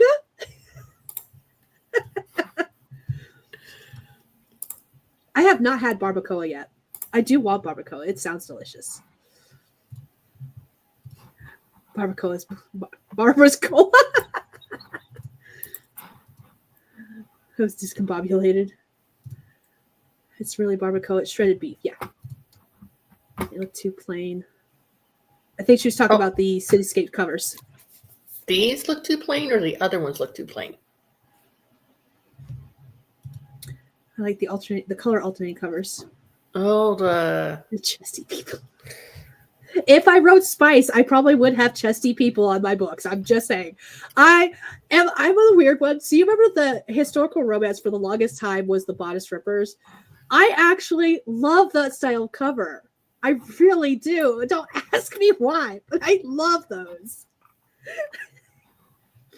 And maybe it's because a lot of them look illustrated. Like they look like they were oil paintings. Even if it is like a work of Photoshop. Some of them were actually probably oil paintings at one point. But even when we got to the point where we could use computers to make covers like that and digitally create artwork like that, they still had that look of an oil painting to them. And I maybe that's why I like them so much. I don't know.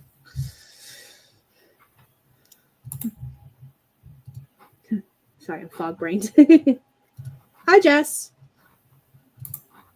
Everyone's saying hi. I hate most are covers made of AI. There are people whose stories I will not read because I have no personal desire to support AI usage.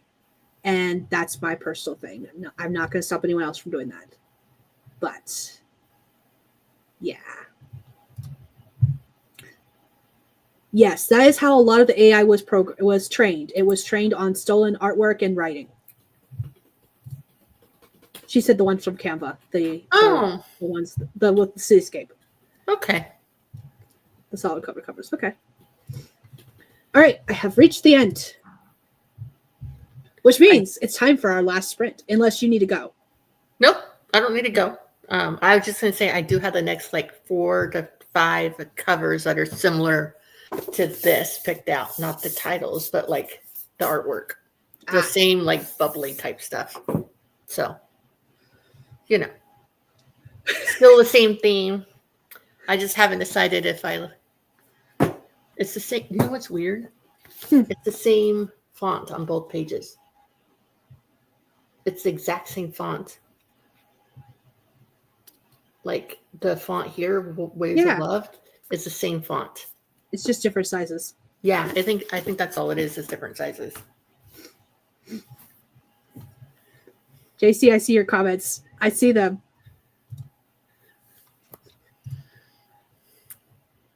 Yeah, it's not getting banned anytime soon. AI is here to stay, unfortunately. Yeah. This is not the end because you're still commenting. This one's been my favorite right here. Skye, read me. Don't you ignore me.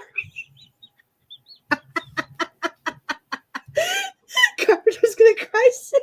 That's all I ask. I just want acknowledgement. I need you to see me.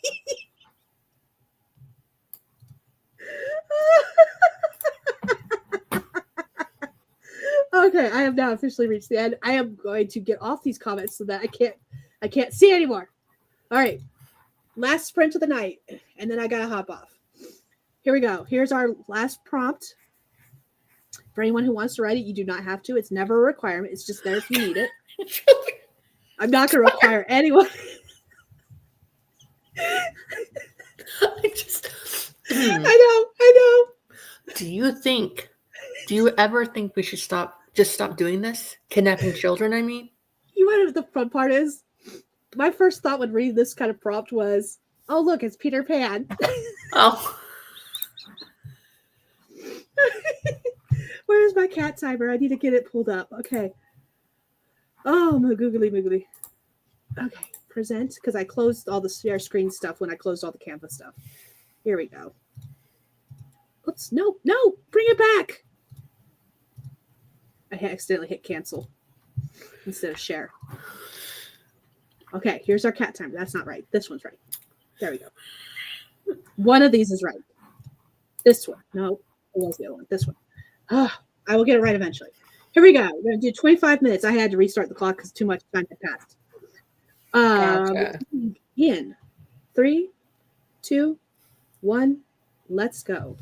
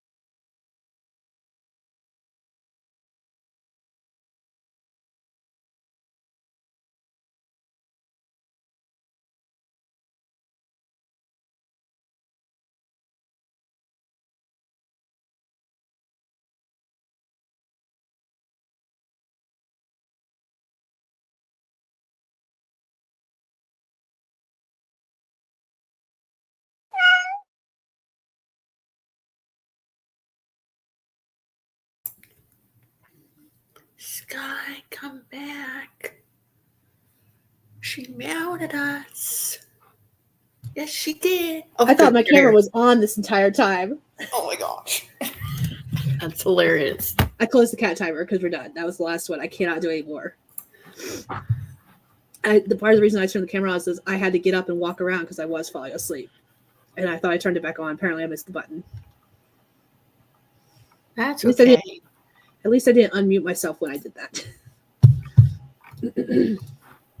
So how'd everyone do? What'd you do? What'd you work on? I went through, I'm on Canva and I'm deleting all the stuff I don't need anymore or use. So like when I'm testing out like different thumbnail like templates or cover templates, it automatically saves. You know, like so, and they're just all there. Like when you go to Canva and you go to designs or whatever, they're all just there. And so I am deleting all of them and then putting the ones I like and want to potentially use again or keep working with. I'm putting them into folders. That's what I'm doing. I was marking down a experiment idea that I'm still like percolating on. And I was jotting down some ideas for it that I think I want to do in the future. Not until after the 7-day book challenge. I can only handle one challenge at a time, and technically I'm doing two because I'm doing the 85K 90. What is that one? Where you write 85,000 words across 3 months from January to the end of March. Huh. Yeah, that's not, I can't, maybe next term or whatever, next time you guys do that, but not this one for sure. According to my writing tracker, I wrote 45,000 words in January by itself, so I'm pretty certain I'm going to make 85,000 because that means I only have to write 20 to 25,000 in February and March each, something like that. So I think I'll get it. Maybe. We'll see. Okay, let's see. Comments.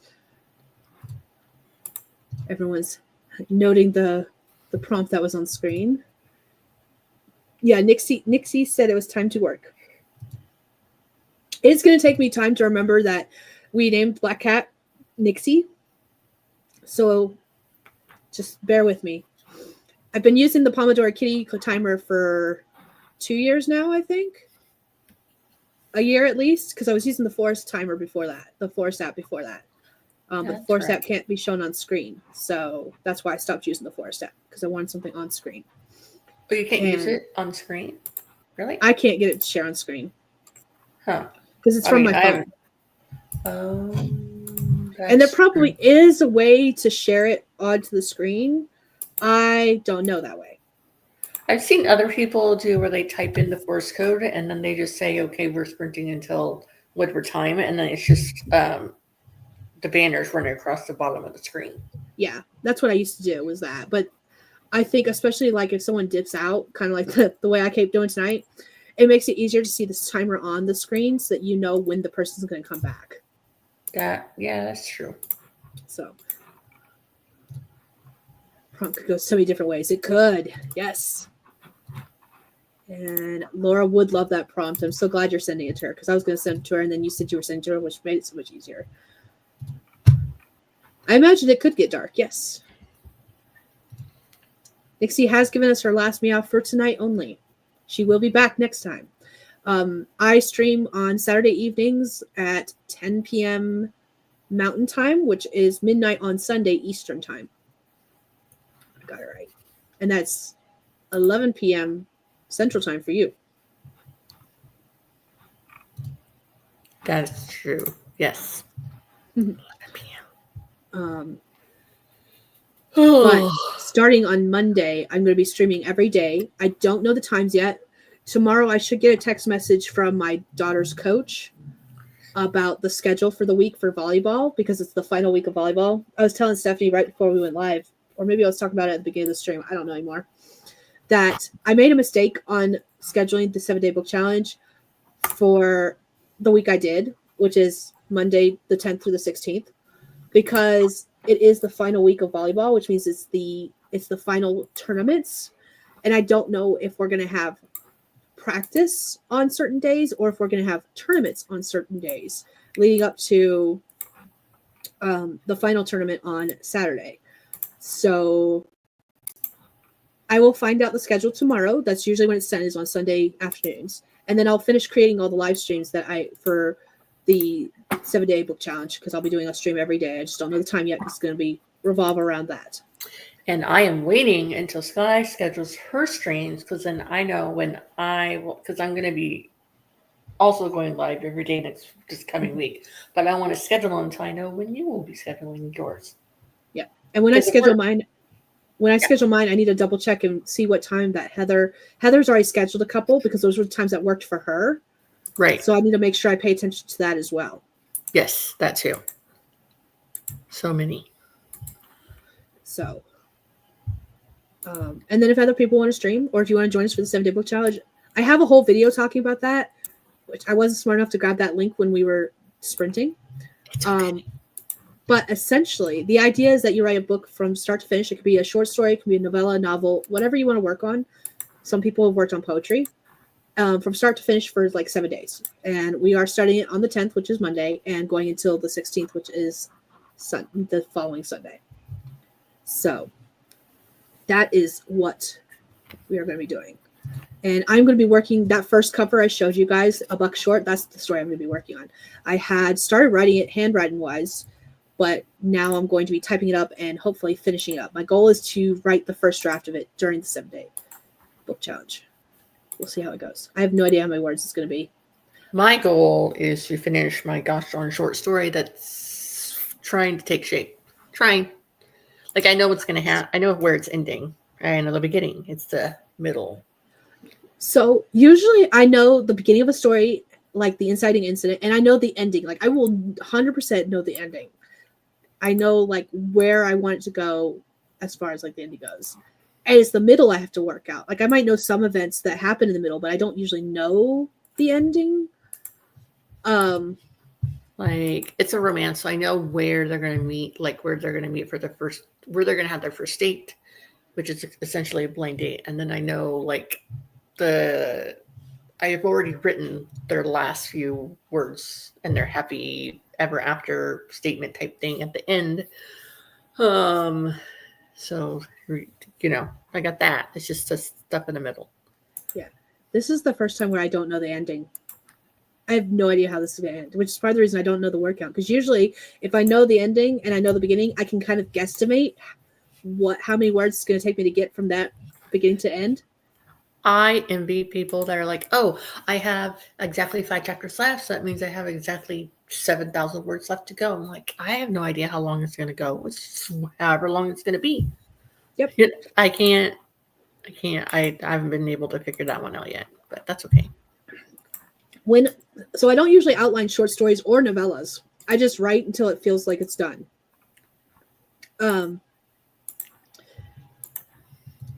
Yes, JC, that's the video. I went ahead and opened it while we were chatting. That's the one. Thank you for sharing. But so I don't normally outline short stories, but I do outline novels. Until I outline it, I don't usually know how many chapters it's going to be. And then after that point, I will know, I have 5 chapters left. Or I don't count by scenes, because most of my chapters are a single scene. Because in my head, a scene is when you change environments. Yes. Right? Okay. So like most of my chapters take place in one location. And then when they leave that location, that's a new chapter. So essentially each of my chapters are a scene, no matter if it's 500 words or 5,000 words. Exactly. Like, we don't go traveling in a car from your house to the restaurant or whatever happens to be the case. It's just, that's the end of the chapter. Mm-hmm. And then the next chapter is the next location or scene, like you said. That's just how I've always done it. Yep. I've read plenty of books where that's not the case, and I love those books. Don't get me wrong. It's just that's not how I write. But with me not knowing the ending, this is really weird, because I don't know how the story's going to end. And I've kind of like, I brain dumped a bunch of stuff the other day in preparation for the 7-day book challenge, like I was trying to take my handwritten notes or handwritten words and kind of put some kind of semblance of order to them and just brain dumping on a page other ideas to add to the story. And when I did that, I think that by itself is like 1,500 words. So that is a good chunk, though. But still no ending. I have no idea how it ends. That's so funny. Let's see. I can actually pull it. I pulled it up. I want to know how many words this is, so I'm going to check real quick. Okay. Because I'm guessing maybe. Watch me be like completely wrong. You know how you have those times when you write for such a long time and you're like, I must have 1,000 words, and you check the word count timer. It's like 250. Like, how's that possible? I spent so long. It doesn't make any sense. Well, yeah, I was right. It was one of those cases. So you remember how I said I think I wrote about 1,500 words? Yeah.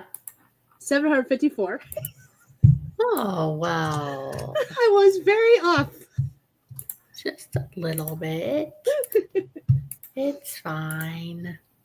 We're all fine. Angel is off to the market. You have a good day, Angel.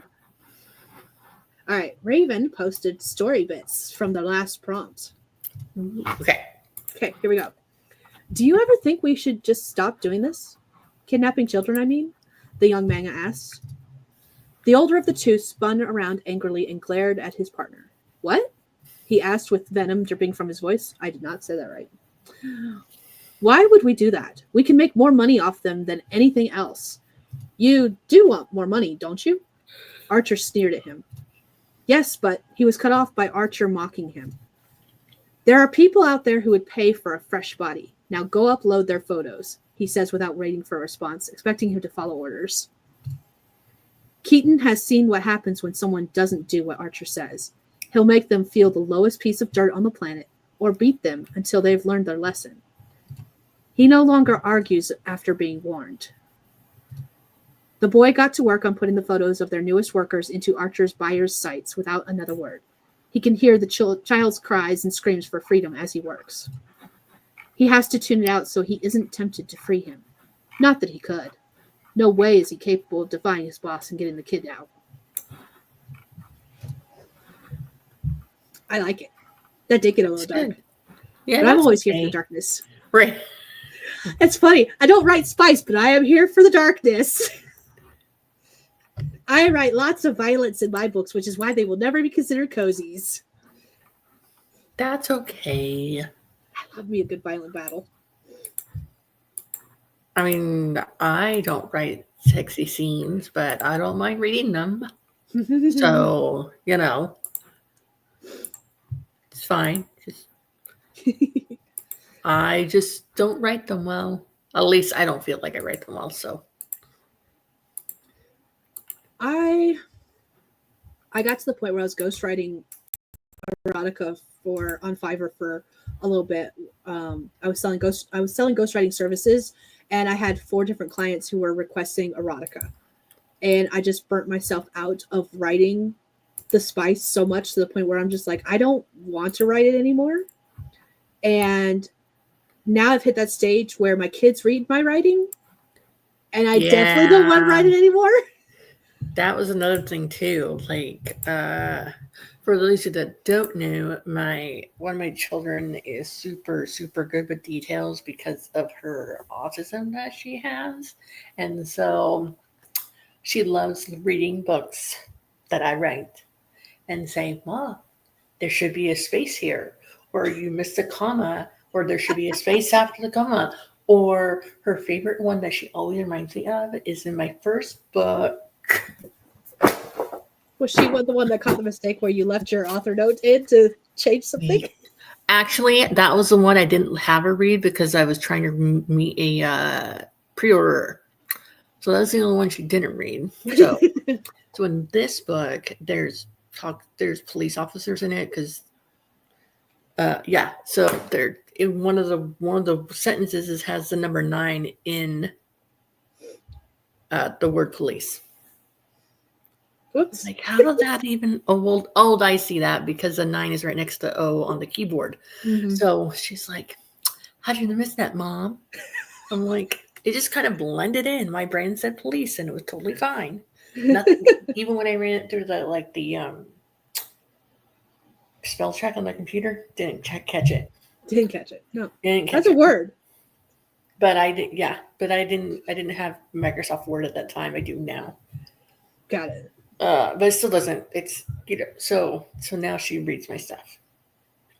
Yes, it is like free editing right there. So I'll read it, and then I'll read it on my Kindle. I'll send in my Kindle device, and I'll read it there, and then I'll send it to Illy. And then sometimes lately, I was I read it out loud, or I finally figured out how, because now on Microsoft Word, it'll read it out loud to me. It's like an audiobook. So then I'll catch it there. I'm like, no, that's not what that's supposed to say. So I'm not gonna lie. So I love audiobooks. I do not like the robotic voices when the programs read to you, but I catch so much more stuff when the robot reads to me. yes. Well, like the Kindle app. Yeah. Is it the Kindle app? Yeah, the Kindle app.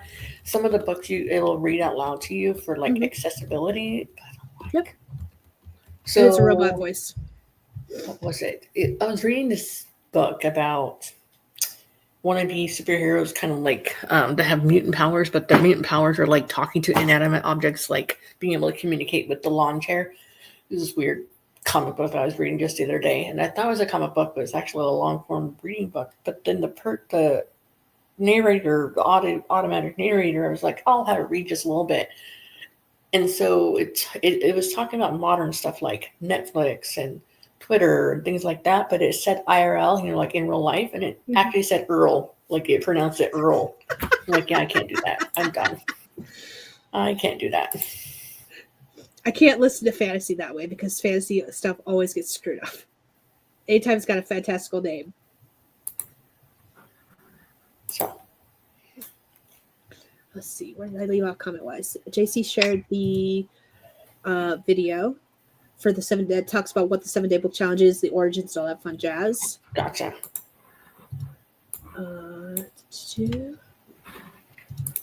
This guy's going to Steam Room Horror Story. Yeah, free editing. I do not use the read aloud feature, but then again, I also can't stand audiobooks. It helps, the read aloud portion helps me when I am trying to just hear how it sounds and if there's like words out of place more so than anything else. It's not going to catch any grammar mistakes, but it will catch like now that I want an example, I can't think of one where maybe you like mix some words up where you put words out of order kind of thing. Like, I'm always misspelling the word "the." Like, I know how to spell the word "the," people, okay? It is a totally common word to spell. But when I'm typing, I'll spell it HTE instead of THE, on the keyword. And so I'll read it out loud like that. I can't even tell you how it pronounces it, but it doesn't pronounce it correctly. So my brain is like, what? And then I'll catch it. Yeah. So I don't mind audiobooks, but if the narrator is not what I picture the book to be, for example, I'm trying to read Mistborn by Brandon Sanderson for like a reading club, and we're supposed to discuss it on the 15th. P.S. I'm not even I'm on page 17, okay, out of like 600, because for a while I was trying to get to the audiobook, okay, but the audiobook is read, and in fact, he uses the same narrator for all of his books.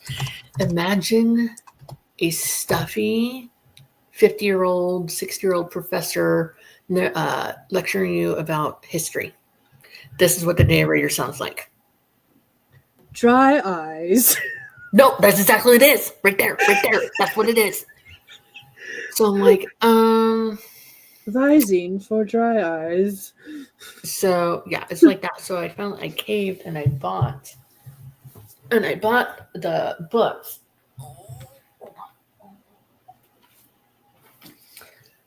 See, it's nice and thick. But it's so pretty. Look at purple. I think it's purple. Anyways. But I was like, and I couldn't read it very well because of the font print. It's kind of small. And now I've updated my glasses because I just got my glasses redone. But I'm like, oh. I did spend the other day reading a whole book in a day. but it was not that book. Why? But yeah, like if the narrator doesn't sound like what I think the book should be, or if the narrator is just it's not something I can stand listening to. This book is 24 hours long, audio version. So I'm like, I can't. And I tried. I kept on falling asleep to his voice because it was that. Okay, let's see here. Monosyllabic.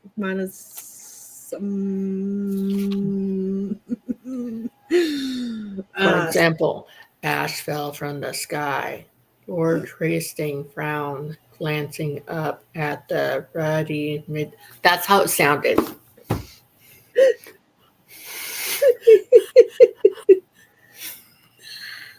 Can't do it. I would fall asleep. And I listen to audiobooks at work, so I can't do that. Because I'm by myself, out of my love, so I'm in the darkness. So I need something to listen to. I need the voices in my ear, thank you. What about the ones in your head? They're too noisy. I need to drown them out. And I usually listen to audiobooks at nighttime. I can't listen to this audiobook at nighttime because I tried. And the first chapter is an hour long. Ugh. Like an hour and 7 minutes long. Like, I can't do it. The audiobooks that are hit or miss for me, the first several I listened to, I absolutely adored. They were the best thing I'd ever heard. I was like, this is awesome.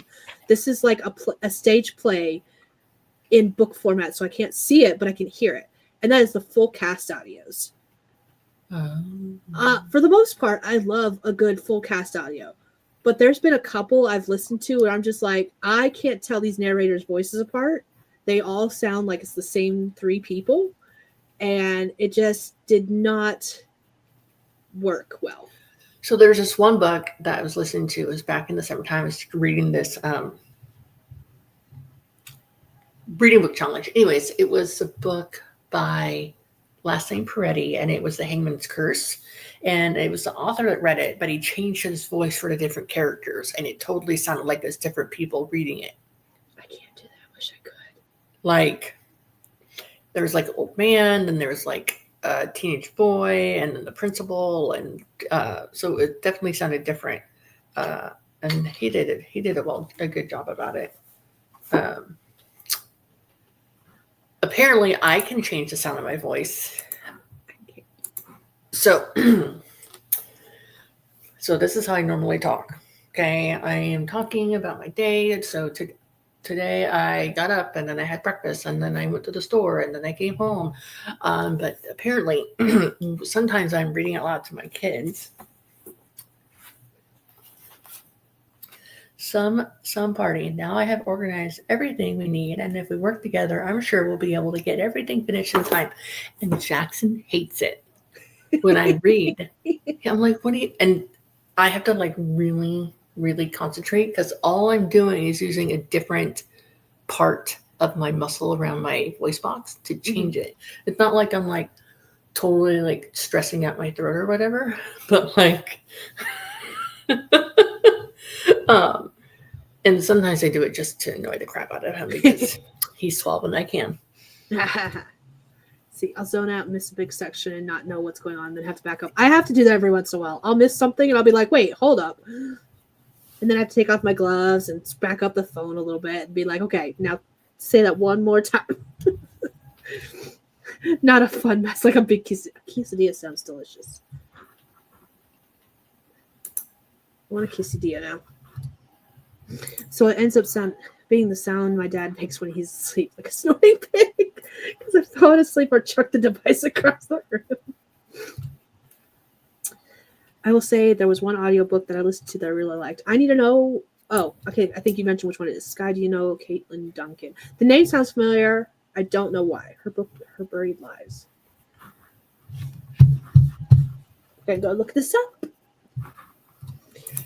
So I think it was 2021, Her Buried Lives.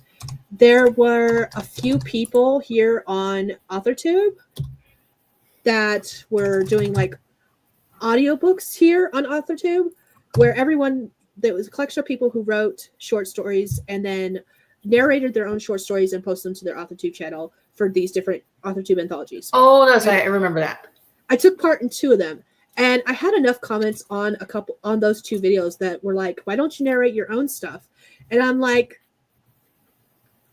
I can do short stories. I'm not doing long form stuff. But I've had enough people question it that I've debated every once in a while, because I really do want audiobooks of my books, that every once in a while I'm like, but could I? All right. Could I? I found a video on YouTube about this author. Okay, I want you all to hear it, and you'll know how horrible this. Okay, this book right here. There's an audiobook version on YouTube. Okay. Oh no. All right. Share screen. Share it. All right.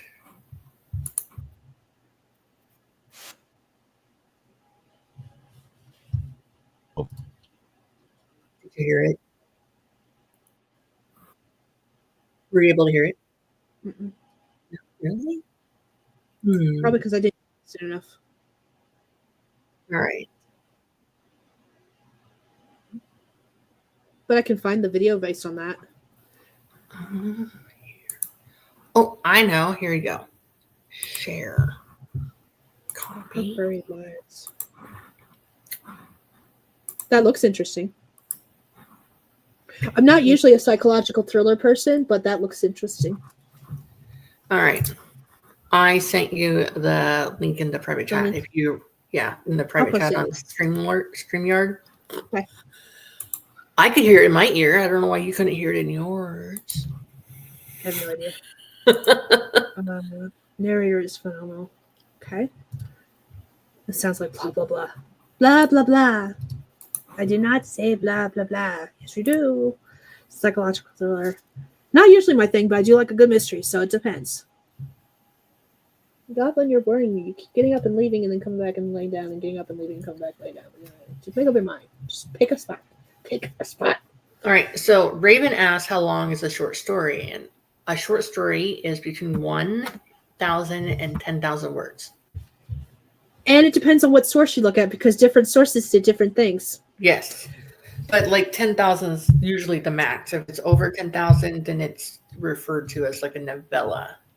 So I have a cheat sheet on my Notion. This is just for me and my preference. Yeah. I'm going to share screen real quick. Yeah. This was more for me when I was trying to figure out what I wanted to price my books at on Amazon, since I self-publish. So here we go. Let me share this screen real quick, because this is my definition of short story versus novella versus other things. Kind of. Okay. So ignore the writing journal, but where it says word count pricing, for me personally, anything that's under 15 and anything that's under 15K is a short story for me. And I say that loosely because I do have some short stories that are like 20K. And then 15 to 30K is when you're getting closer to novella length. And to me, if it's under, like most of my novels are between 60 and 70K. So it also depends on your genre too. But like the short stories I plan on writing and publishing, that singular short stories on Amazon, are all going to be like 20K and less. And I'm still going to be labeling them as short stories. Okay. There are probably other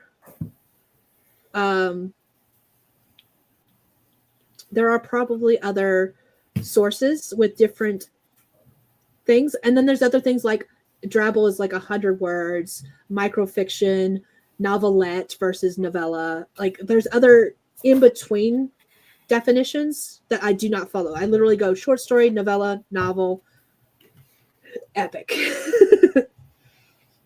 So that just varies too. Is this the link you're talking about, JC, when you said how don't forget to open the link? I will have to open that from, here we go, from YouTube. Nope. Open a new tab. And then I got to share the link that Stephanie posted.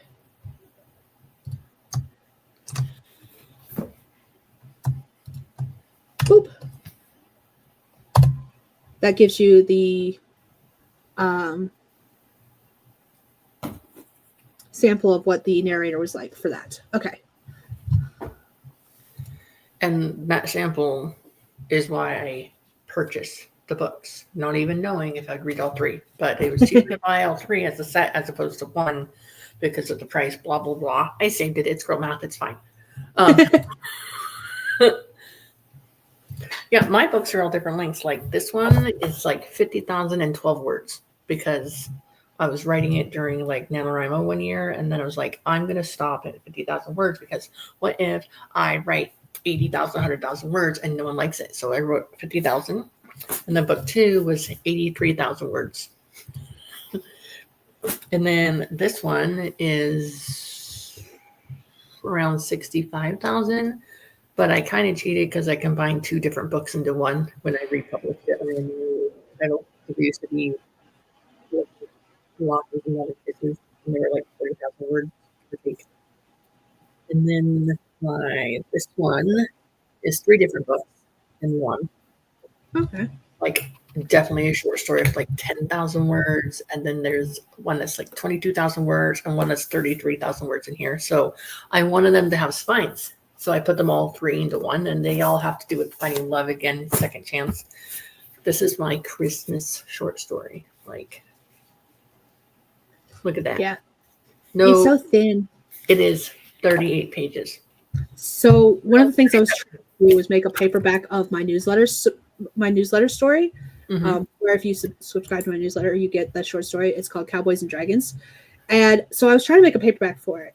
And the thing, I've got 3 different versions of it from Imgram where I've been trying to make it. And the spine is off on all 3. And I'm just like, because it's so thin. It's like 24 pages. And I'm like, I did that. And what I'm going to do is I'm going to wait until I have 2 other dragon-related stories that are like the same length roundabouts and just combine the 3 like you're talking about to make one paperback. So I think on Amazon, there has to be like 79 pages for it to have a tiny, tiny printed spine. Something like that. Yeah. The one that has the 3 together is... That doesn't make sense. I can't tell you now. Like, how did that even work? I have a new audiobook to listen to at work because that the narrator does sound good for that. For Her Buried Lives. Really? So each of my 3 stories in here, I don't know how I managed that one. They keep on. Oh, that's why I did it, because I put like their name. Say I put their name of the character, and for some reason, how did it? Okay. Is it a formatting issue?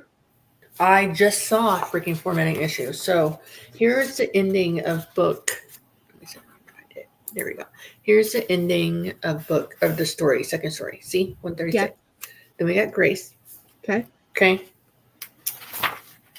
And then it starts over again for the 3rd story, like the page numbers. I just saw that now. Like, what the crap? I just saw that now. And it's been out for 3 months.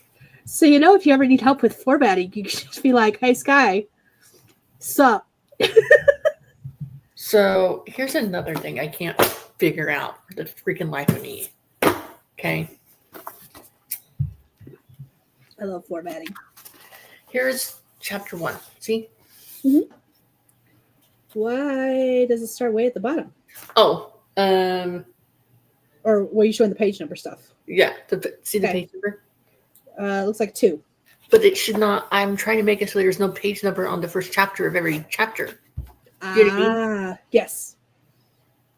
Um, if the chapter starts on that page, you don't want the page number on that page. You want it to skip to the next page. So I know what I did wonky with the header. I made I made the chapter header image in Canva, and then I took it to another place and I removed the background, but I made the background really big. So, yeah. So the image itself is too big on that page. It takes up a lot of the real estate. Yes. So going forward, I probably won't use that header again. Just because it looks really pixelated compared to the printing. You see? Yeah. It just looks. Anyways, let's try something. It's fine. It's totally fine. There's ways to fix that. I was trying to figure out. Yes, I know there's ways. Ways. And you know the top. There's something written across the top. You know, like author name or title or whatever, like some books do. This one, I don't know how I figured out this one. This one has my name on both sides. Do you think I could use? I don't know how I did on that one and not on that one. So whatever, it's fine. Yeah, So- I didn't even know that book Santa Second Chances was all walking in the third section. Oops. Didn't know. No idea. Oops. So yes, Raven, you can pick a number under 10K for a short story if you want to. Let's see. No, that's like putting a cat on their back the wrong way. It just feels wrong. Just feels no. Yes, I do formatting. I love formatting. I have used Microsoft Word, Vellum, Atticus, InDesign. For a while there, I was doing formatting with a small press before they closed their doors. Yeah, I just don't advertise it much. But yeah, anytime someone's like, I need help with formatting, I'm just like, you could just message me, right? And then here's another thing I think is retarded and stupid. Okay, so you see the images. Mhm. When I was using, I was uploading Amazon ebook version, like to Kindle with their Kindle. They have a file thing to convert your paperback stuff into an ebook. Everything's fine. Okay, everything's great and dandy, except for, oh, wait a minute, your document doesn't have any chapter titles because it sees this as an image. Oh yeah, and not. because So in the ebook, it's just plain text. And these were too long. Like this one has like 44 chapters. Okay, this one has 44 chapters. And so I was like, I'm just leaving it alone because I'm not going back there again and changing it because I was dumb. I didn't have a separate file for the paperback for the ebook. It was the one file. So Laura's awake again. Hello. I'm sorry that Roy woke you up. Your text. Not happy about the spice. Happy about formatting. I love formatting books, making them pretty. I designed the chapter headings that are in the novella that I was talking about that I made the paperback for. I designed those chapter headings. I've designed chapter headings for a couple published works. That are not my own because I was with that publishing company. And those titles are no longer available, unfortunately, because the publishing house closed. Let's see what else. Did I do the chapter headings for any of my other books so far that are published? No. Yes. And those are the only time this time is the only time I did like fancy, well, I guess you could say fancy chapter headings.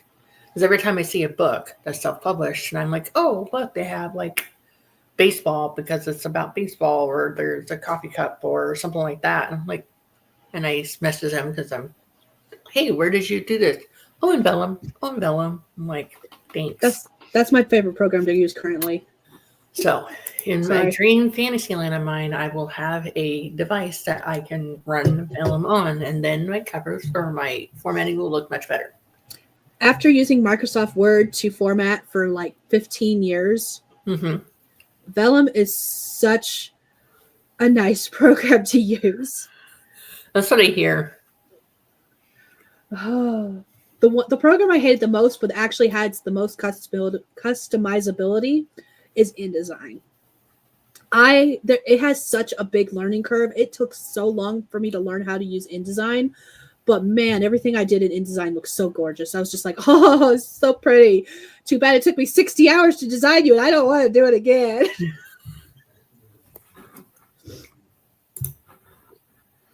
So But yeah, like some of the books I was very happy with in design because like I had images. You know how some books have the images around the page numbers? Oh yes. I was got very good at designing those because I had designed like 4 or 5 books with those. There was images like the chapter headings. There was illustrations involved. There was different fonts in different places for different style, like different characters in some of the books because of what kind of books they were. It was just really fun to use in design, but at the same time, it was a disaster. Oh, probably. So my books are in Kindle Unlimited right now, but they're slowly coming out. And when they do come out, I'm going to put them elsewhere in addition to Amazon. Look at this one. Well, it looks so pretty, right? Look, oh.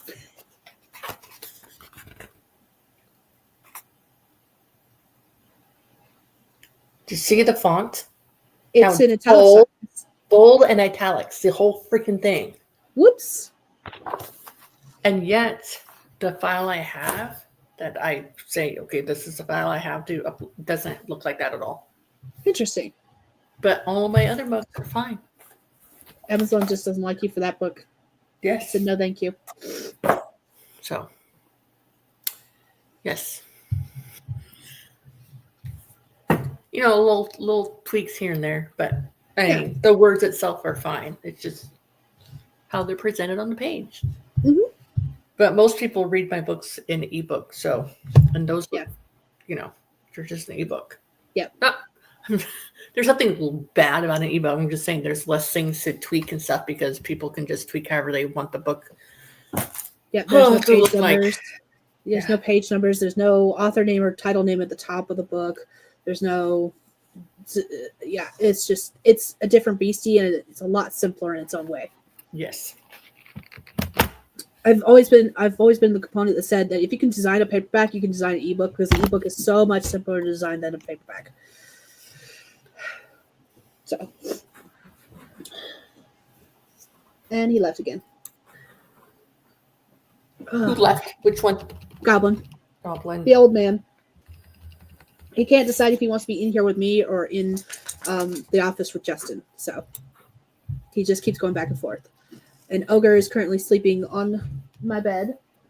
Hi. I was not. You don't have to move, Bubby. You're fine. I know. Don't move. You're fine. He injured himself earlier today. We don't know exactly how. Oh. And he's been limping and whining. And he's a bigger dog, so anytime he puts weight on his foot, he's just like, he lets out a large whine. And he's been spending most of his time on my bed today, taking up 90% of it. Speaking of our animals injuring themselves, so you remember how like my cat kept on like peeing on my stuff? We were trying to figure out what the heck's wrong with her. We took her to the vet. They didn't really say anything, so we were doing our best to keep her out of my room. Okay, and now she comes in her room and she doesn't pee on things. Okay. And so yesterday, I let her go in my bathroom because she kept on trying to go underneath the bathroom cabinet. So I let her go in my bathroom. I said her scratching at the door, and I'm hearing this sound. I'm like, what is that sound? Did Jesse, my husband, is the bathtub dripping? No. She is drinking out of the freaking toilet, like lapping it up like a freaking dog. I'm like, that if you get sick, whatever, not my fault. So now, you know, yeah. So we were thinking she might have been like drinking out of the toilet. Yeah, she definitely was. Definitely was. Luckily, we don't have like cleaning products sitting in the toilet. You know, like, you know, how the scrubber bubbles or we don't have any of that. There's just cold water that we pee in, and you know, stuff. I have 3 dogs and 3 cats. One of the cats is completely outdoors. Her name is Mew. She is named after the Pokemon. Yes. And then the other 2 cats are Bagheera from Jungle Book and Pixel. I don't remember where that came from other than the fact that my dad named her. I don't remember where we got the name from. Doesn't matter. The 3 dogs are Goblin, my old man. He is half pit. He is now right behind me. Hold on. I'm going to move the camera so you guys can see and introduce because I've got all 3 of the dogs in here with me right now. Yay. Don't mind the mess of my room. We haven't cleaned it in months. No judging me. Okay. So let me turn the camera off so I don't give anyone shaking syndrome. Okay, here we go. Let's see if I can do this correctly. So that's Goblin. He is my old man. He is 16 this year, and he acts his age. Very much so. And then Jester is in his bed currently, which is why he keeps going in and out of the room, honestly, probably. She is curled up. She is some kind of terrier. We don't know. And then Ogre. Hi. He's my biggest puppy and also my youngest. And he's the one that's injured currently and has made his home nest on my bed and is behind the cat, Pixel. So, oh, and Baggy just came into the room too. So I'm not going to show you Baggy. He's over by the dirty clothes pile. So sorry, you don't get to see him. But the 3 dogs are all named. They're all D&D related. Goblin obviously is a creature from D&D. So is Ogre, and then Jester is named after my favorite character from the second campaign of Critical Role. Jester was my favorite character, and that is where her name came from.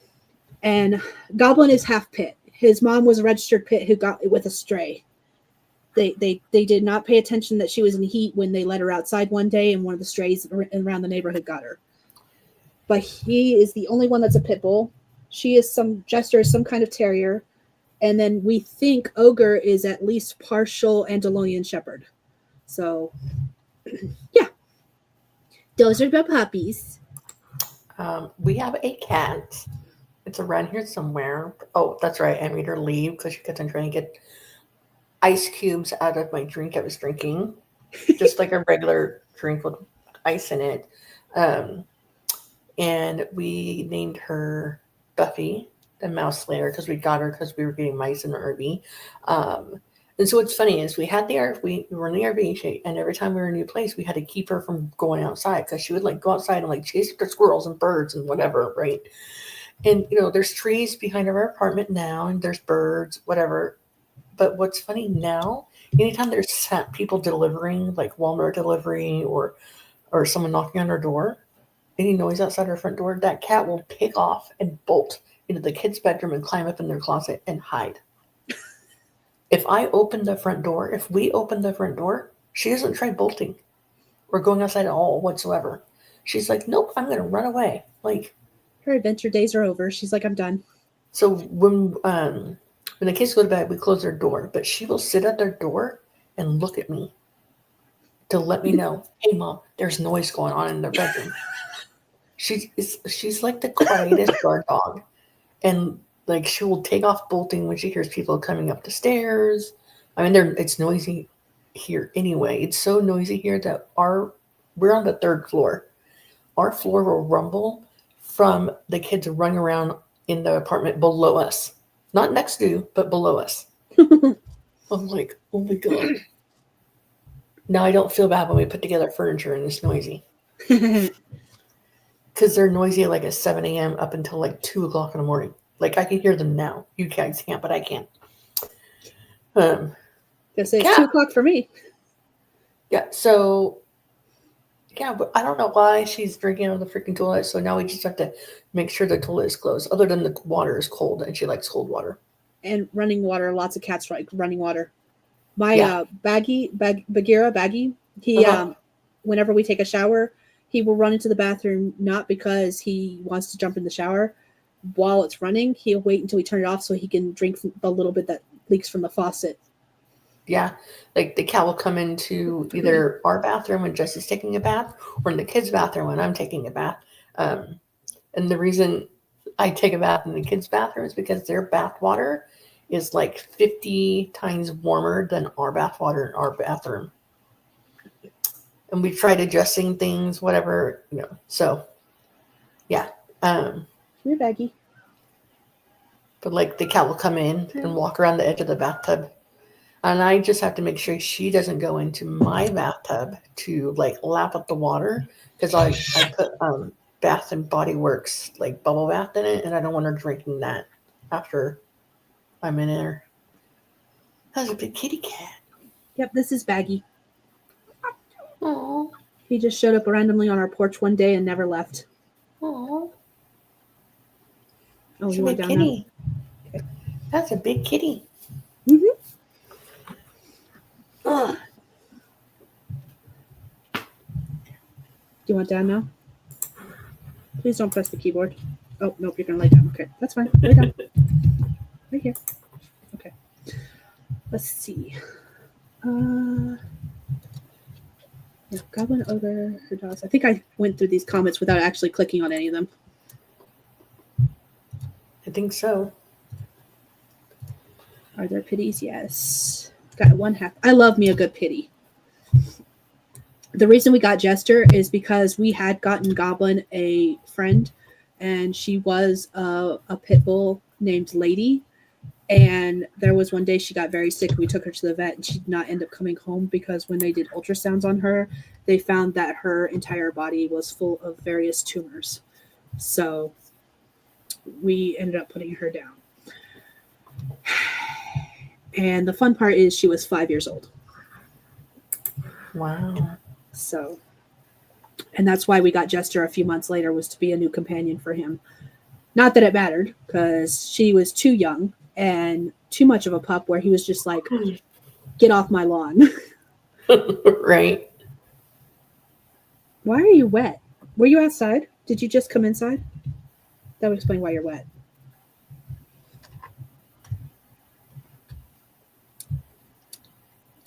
Typical cat. He just laid down in front of the keyboard. Why are you thumping your tail? You're where you wanted to be. All right. I have reached the end of the comments. JC1, she left the last comment. So it is after 2:00 in the morning. I have been streaming for 4 hours. Is that all? That's it. That's Time only flies 4. with you.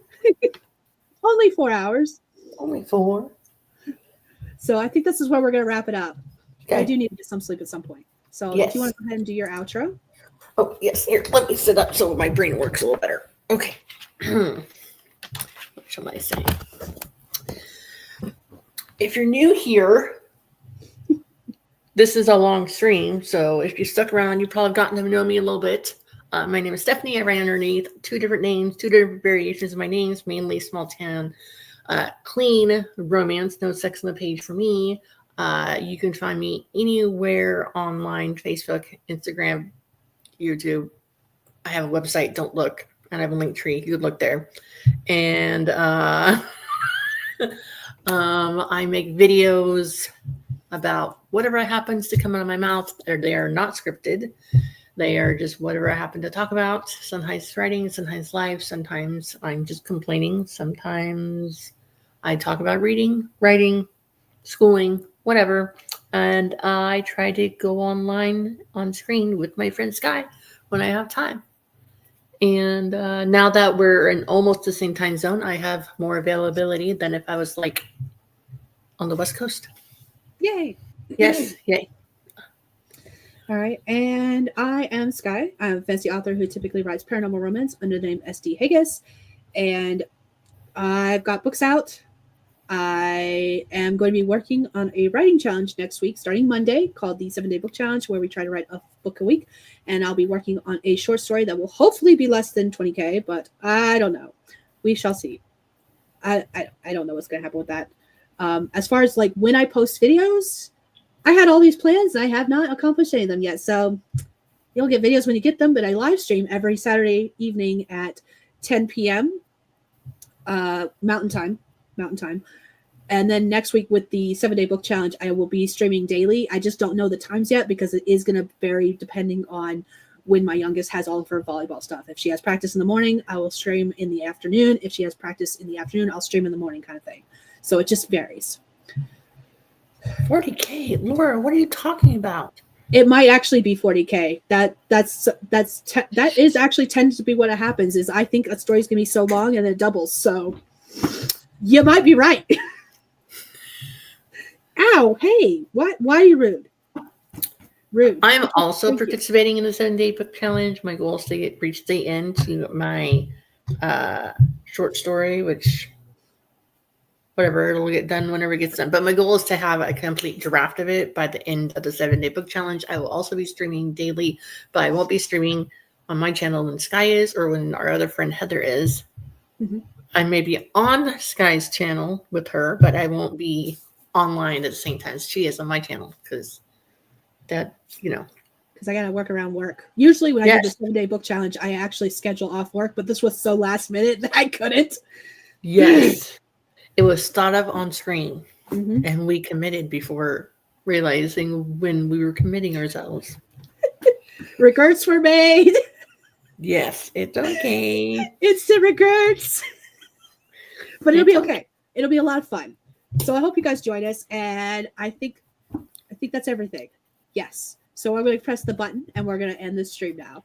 So bye, everyone.